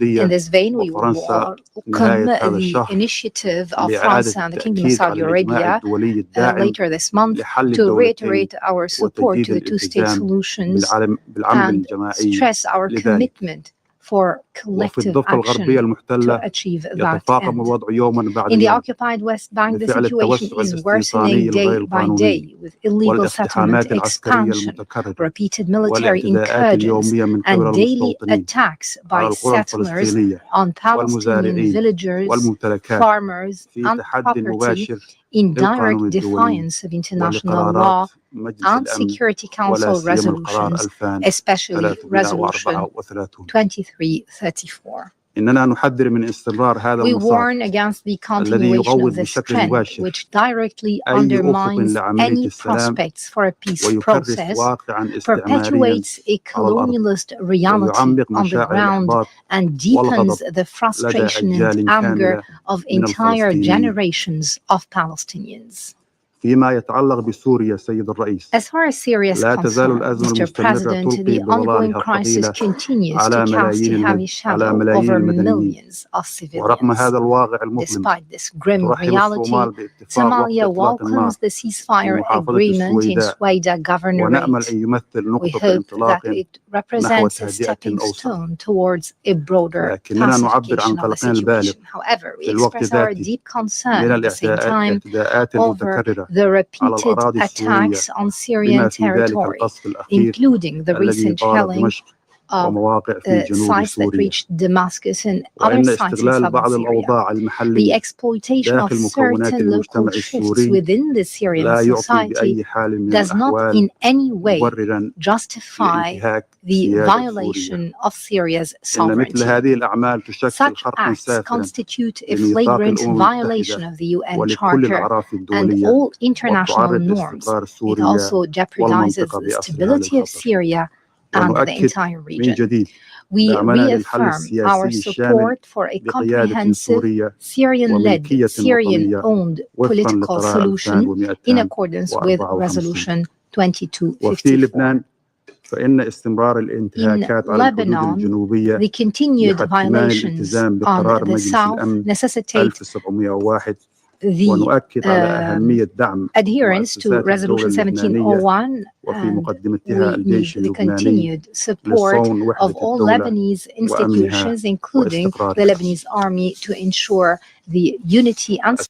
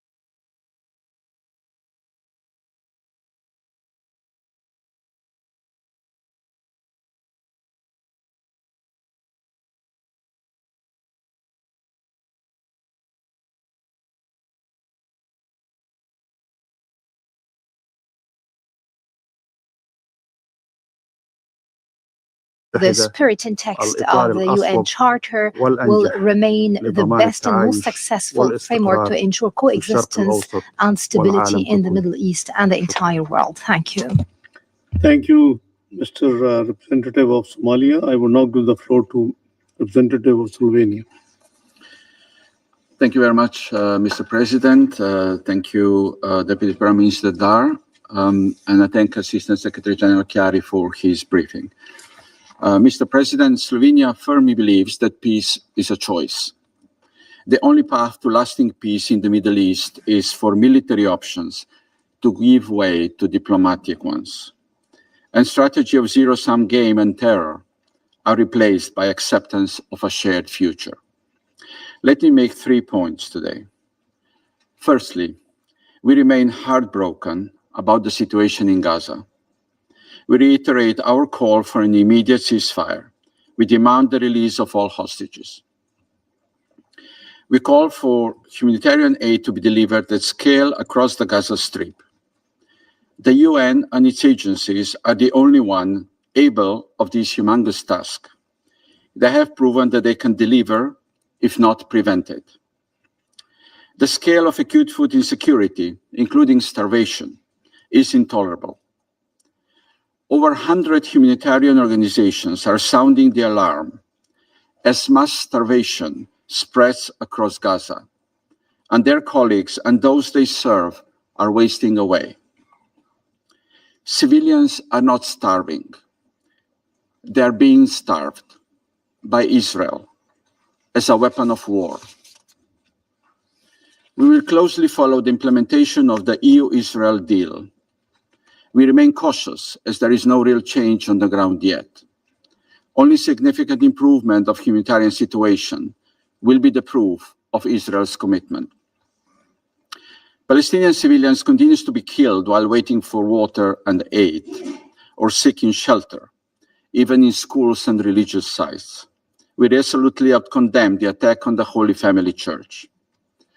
UN and humanitarian workers continue to work in an unacceptably perilous security environment and under intolerable operational challenges. They continue to be killed with impunity. We hear about investigations of incidents, but we never learn about their results. We condemn the latest attack on WHO facilities and staff and call for release of detained staff members.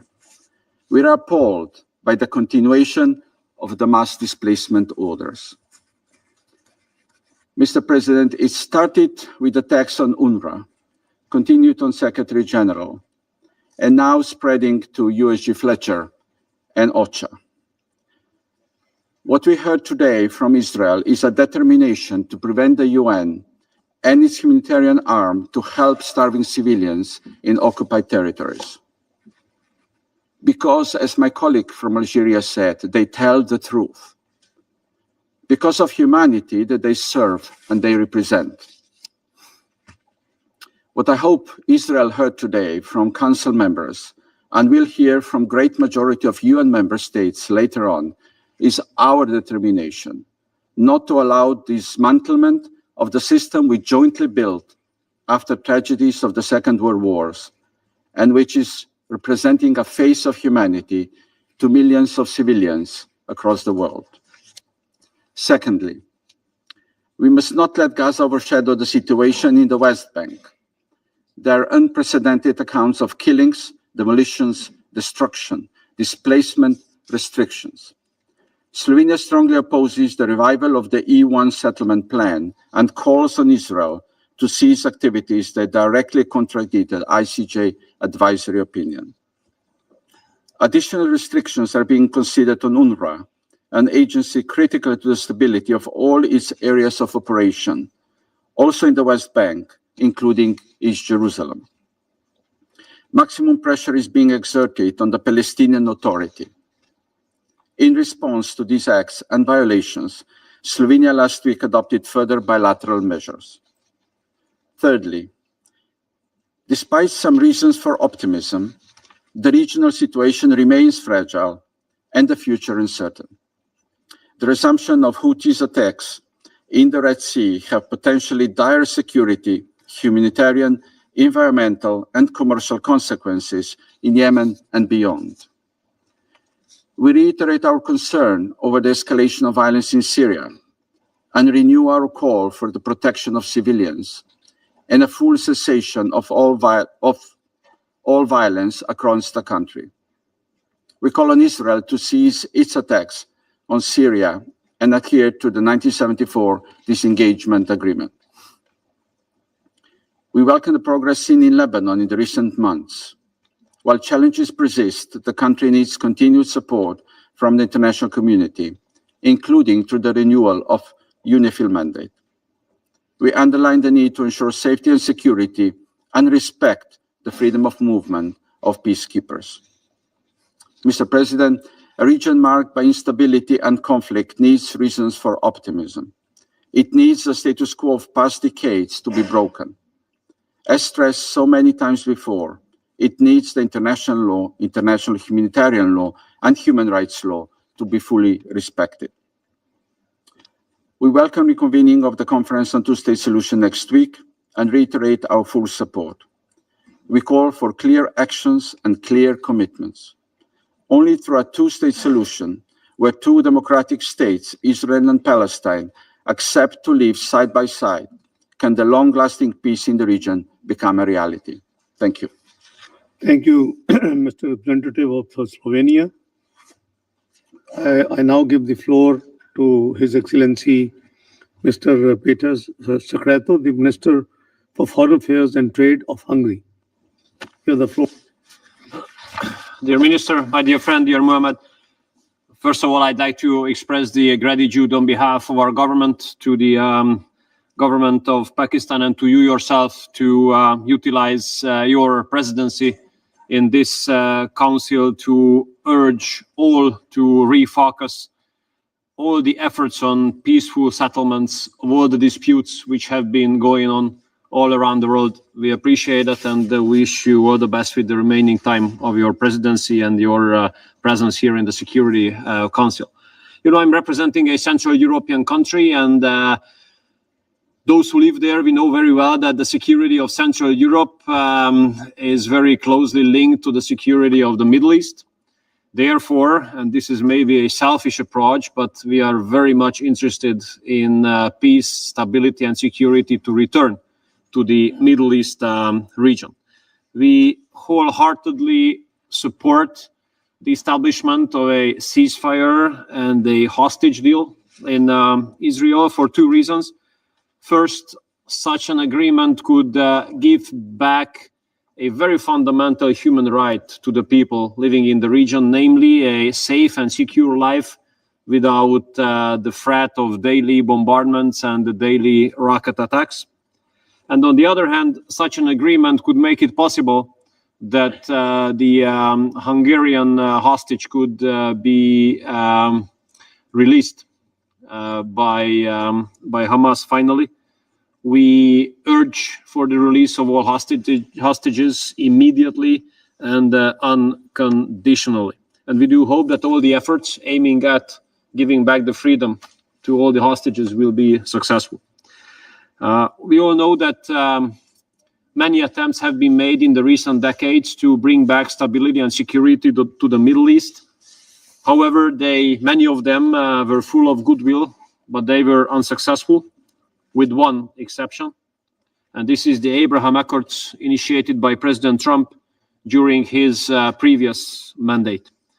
The Abraham Accords have brought back the hope that nations and peoples in the Middle East can live together and next to each other in peace without terrorist attacks. And we do hope that circumstances will allow that President Trump can continue his efforts to make the Abraham Accords even more widespread.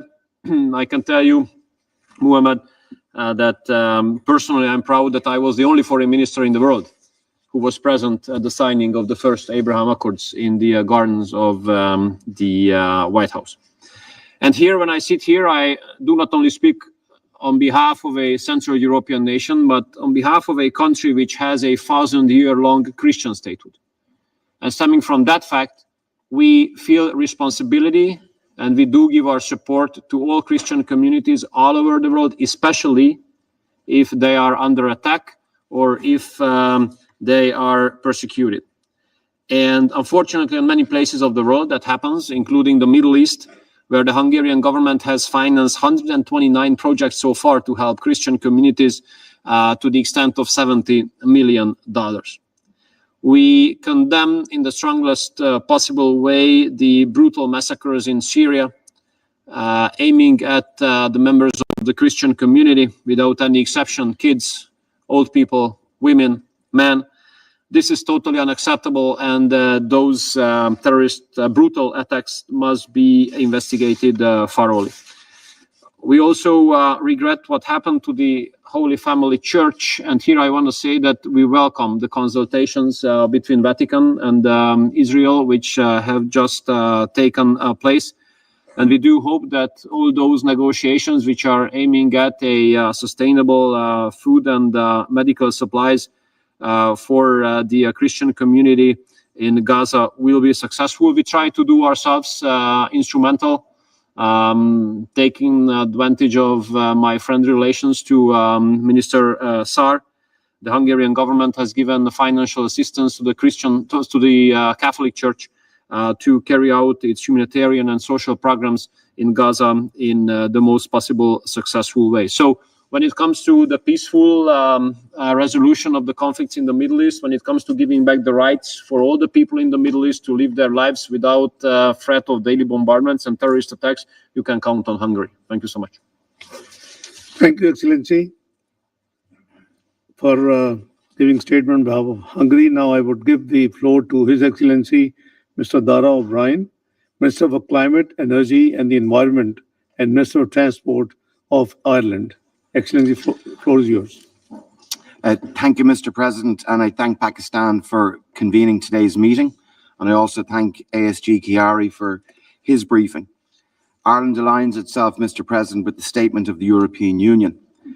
It is with profound regret that we meet again as this region continues to experience significant instability, with multiple crises playing out, many of which are interrelated and all of which threaten further escalation, further destruction, and further devastating loss of civilian life. I will first turn to the appalling and deteriorating situation in Gaza. Last week, this council heard from USG Fletcher, who described a soaring humanitarian crisis in Gaza, where food is running out, and those who seek it risk being killed, where a shattered health system lacks adequate medical equipment and essential medicines, and where the critical civilian infrastructure such as water and sanitation systems are out of reach to those who so desperately need them. Since the beginning of the war, more than 56,000 people are reported killed and over 132,000 injured. We heard the stark illustration by the UNICEF Chief Executive Director Russell last week, who drove home these numbers with the chilling illustration that the equivalent of 28 children, or one entire classroom of children, have lost their lives in Gaza every single day over the past 21 months. Mr. President, we urgently need an end to hostilities. Ireland, in the strongest possible terms, once again condemns the terror attacks by Hamas on Israel on the 7th of October 2023. Ireland, in the strongest possible term, also condemns the unconscionable taking of hostages by Hamas and has repeatedly called for their release. And I repeat that call again today. Ireland urges all parties to support efforts to reach agreement on a new ceasefire and hostage release deal. Humanitarian aid must be allowed into and throughout Gaza at scale. And Ireland calls on Israel, again in the strongest possible terms, to lift immediately the restrictions on the flow of aid and urgently enable the UN and humanitarian NGOs to do the life-saving work safely and effectively in line with humanitarian principles. The IPC Global Hunger Monitor in May reported that the entire population of Gaza is facing high levels of food insecurity, with 500,000 people facing starvation. 2 months have passed without adequate action. The humanitarian situation remains catastrophic. We continue to see mass casualty incidents at distribution centers which are run by private contractors under the new Israeli-approved model of aid delivery. It is horrifying that over 800 Palestinians have been killed while seeking aid. We must be clear. Life-saving aid must never, ever be weaponized. Humanitarian principles must be followed. Hospitals must never be militarized or must never be targeted. Mr. President, Ireland remains extremely concerned about the situation in the West Bank, where Israeli military operations continue. We are seeing unprecedented levels of violence, large-scale displacement of the Palestinian population, and record levels of settlement construction, which is contrary to international law. The scale, speed, and severity of this displacement is unprecedented. We strongly oppose any steps toward territorial or demographic change in the occupied Palestinian territories. Ireland remains convinced that the implementation of the two-state solution is the only way to establish lasting peace and stability and security for both Israel and for Palestine and the wider region. We welcome the reconvening of the high-level conference on the two-state solution in New York next week, which will be co-chaired by France and Saudi Arabia. We hope that the conference will be a decisive moment for the international community to express commitment to preserving the two-state solution. Mr. President, Ireland is deeply concerned about the situation in Syria and the disturbing intercommunal violence and killing of civilians in the southwest of the country. We urge all those involved to uphold the ceasefire. The safety and human rights of all Syrians must be upheld, irrespective of their faith or ethnicity. We continue to be concerned about the overall security situation in the region, and it is imperative that the Lebanese armed forces are supported to provide security across Lebanon, including in the south, and UNIFIL will continue to play an important role in this regard. Ireland welcomes reports that Iran will engage with the EU High Representative and the E3 on its nuclear program. And it is our hope that a negotiated solution can be found to address the legitimate concerns of the international community. Iran can and should contribute to regional security by clearly ceasing its support for non-state armed militant groups in the region.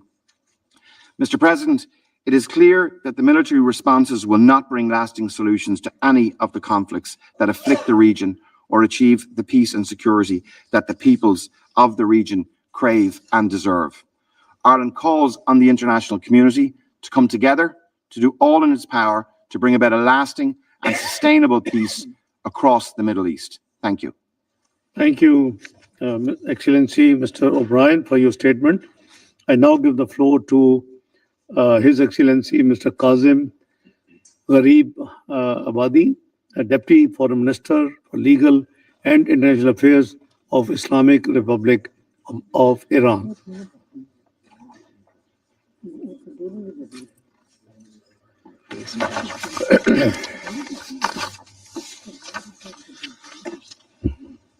Bismillah ar-Rahman ar-Rahim.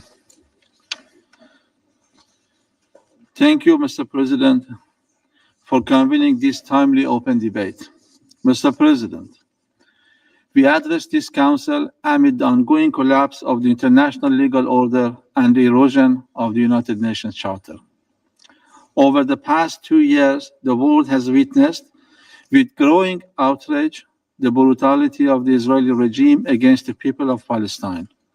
Tens of thousands killed or maimed, hospitals and schools bombed, UN staff and humanitarian workers murdered, millions displaced, and starvation weaponized against an entire population.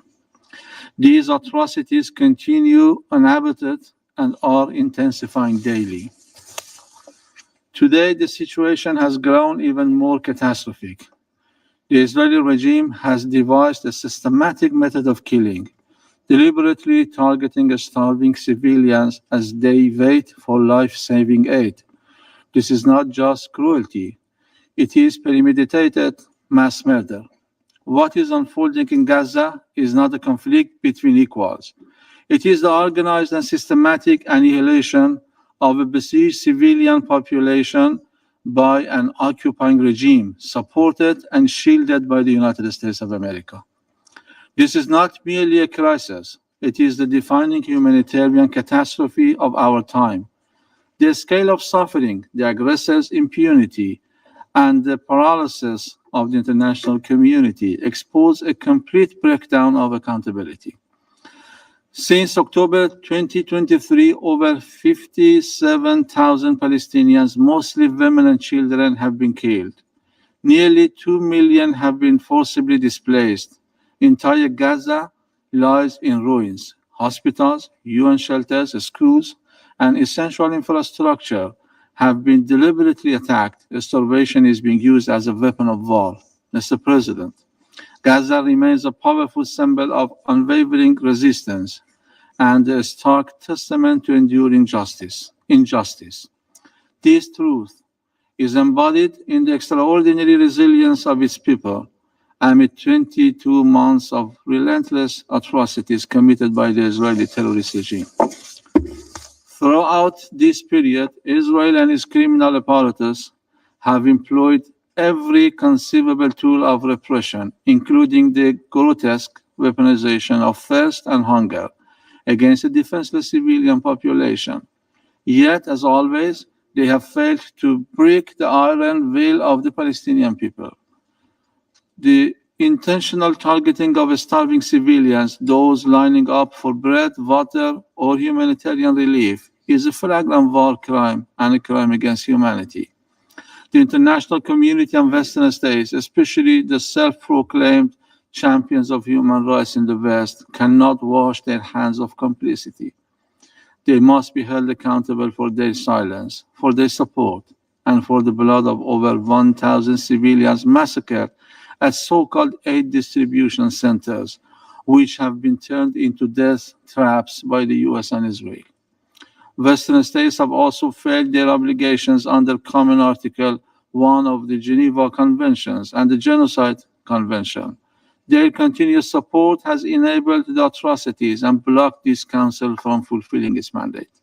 Meanwhile, the situation in the occupied West Bank continues to deteriorate. Israel's expansion of illegal settlements, settler violence, and institutionalized apartheid policies violate Article 49 of the 4th Geneva Convention and Security Council Resolution 2334, and are part of a broader strategy of permanent occupation and ethnic cleansing. Mr. President, the threat posed by the Israeli regime goes far beyond Gaza and Palestine. As I detailed in my statement yesterday before this chamber, Israel, in full cooperation and complicity with the United States, has carried out a series of unprovoked and unlawful military attacks against the Islamic Republic of Iran, targeting both nuclear and civilian and vital infrastructure. These attacks resulted in civilian casualties and struck facilities under IAEA safeguards. They constitute a clear and grave violation of Article 2, Paragraph 4 of the United Nations Charter and customary international law. Wider member states have widely condemned these acts of aggression as a grave threat to regional and international peace and security. At the same time, Israel continues to flagrantly violate the sovereignty and territorial integrity of the Syrian Arab Republic by occupying Syrian territory and pursuing illegal annexation and settlement expansion, openly defying the United Nations Charter and relevant Security Council resolutions. This regime also persists in violating the ceasefire agreement with Lebanon, with near-daily breaches of Lebanese airspace, indiscriminate attacks, and the ongoing occupation of 5 border positions, all in direct violation of Resolution 1701.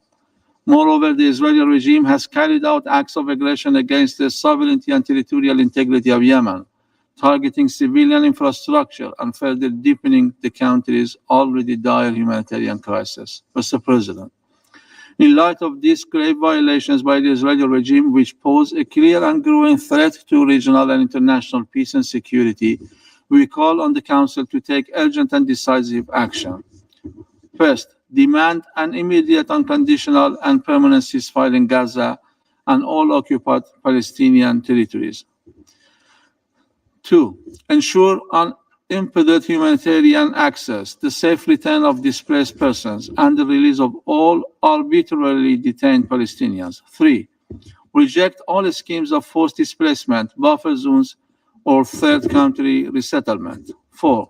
Support full United Nations membership for the state of Palestine and reaffirm the Palestinian people's right to self-determination with Al-Quds al-Sharif as its capital. 5. Enforce Israel's withdrawal from all occupied territories. 6. Condemn and hold Israel fully accountable for its acts of aggression and atrocities against the nations of the region, committed in flagrant violation of the United Nations Charter and fundamental principles of international law.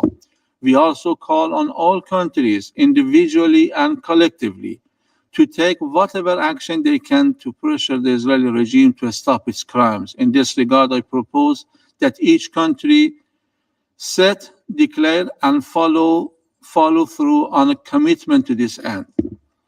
Mr. President, the Security Council must not remain silent in the face of genocide and aggression. The protection of civilians and the maintenance of peace and legal and moral imperatives, not political options. Failure to act will not only betray the Palestinian people, it will permanently damage this Council's credibility and the future of the international legal order. Mr. President, today, the representative of the United States made a desperate attempt in this Council to distort reality and justify her country's act of aggression against Iran's peaceful nuclear facilities, portraying it as legitimate and misrepresenting Iran's nuclear program as a threat to international peace and security. But the facts are clear and they speak for themselves. Yesterday in this Council, I elaborated on the root causes of the current situation.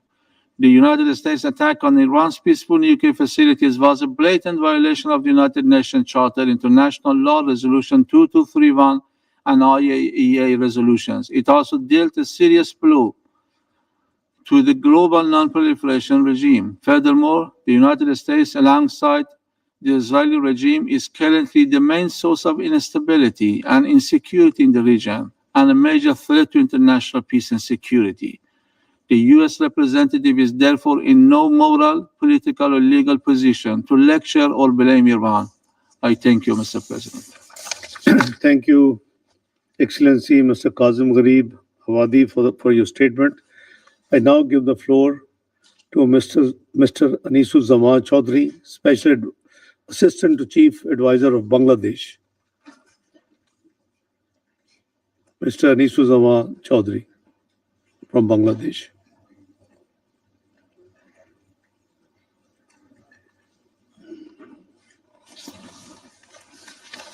Mr. President, we thank the Pakistan Presidency for convening this quarterly open debate.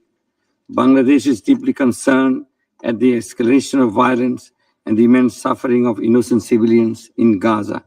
Since the beginning of this mindless massacre, more than 58,000 Palestinians have been killed, mostly women and children. Israel has been using forced starvation and displacement to continue ethnic cleansing of the Palestinian people by design. Much of the territory now lies devastated with complete destruction of infrastructure to sustain life. We strongly condemn this genocidal killing and settler violence in the occupied West Bank, defying the repeated appeals by the international community. We also strongly oppose Israel's plan to drive the starved and thirsty Gazans to the so-called humanitarian city, who is the former Prime Minister of Israel, Mr. Ehud Olmert, condemned as nothing but a concentration camp. We also call for strengthening UNRWA to ensure unimpeded delivery of humanitarian aid to Gaza. The international community must implement the order of the ICJ to take all necessary measures to prevent genocide in Gaza. Mr. President, Bangladesh will continue its advocacy for establishing an independent, viable, and sovereign state of Palestine based on the pre-1967 borders with East Jerusalem as its capital. We firmly believe that this is the only sustainable solution to the crisis in the Middle East. We also urge the Security Council to take immediate actions to recommend the admission of Palestine as a full member of the United Nations. Mr. President, we endorse the Global Alliance for the implementation of the two-state solution.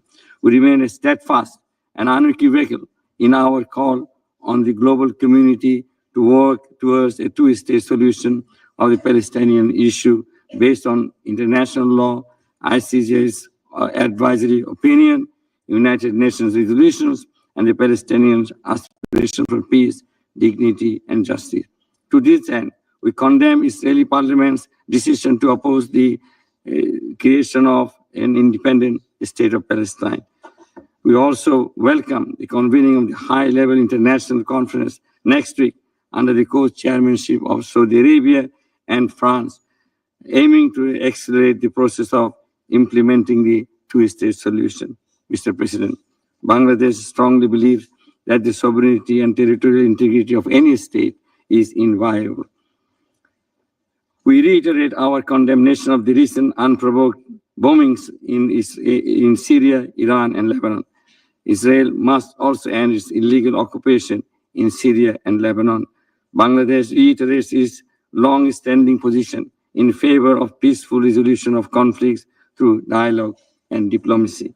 In conclusion, Mr. President, Bangladesh calls upon the United Nations and the international community to engage proactively in efforts to de-escalate the tension and promote peace and stability in the Middle East. Once again, in this council, urge all to stop all forms of armed hostilities and violent repressions against the Palestinian people and other nations. Otherwise, the future generation will never forgive us.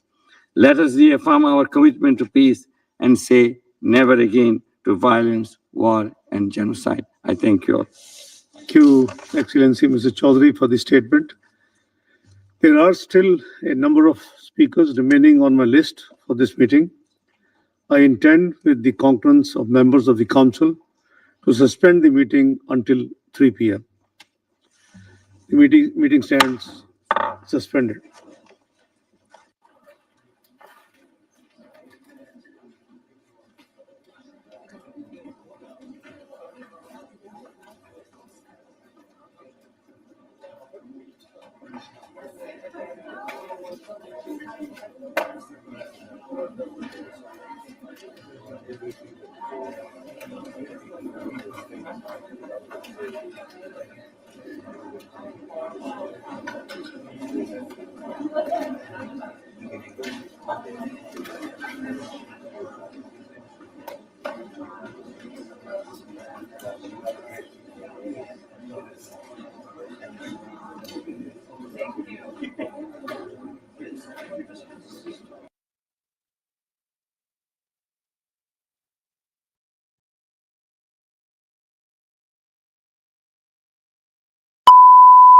This is the primary audio circuit for the Reuters live service.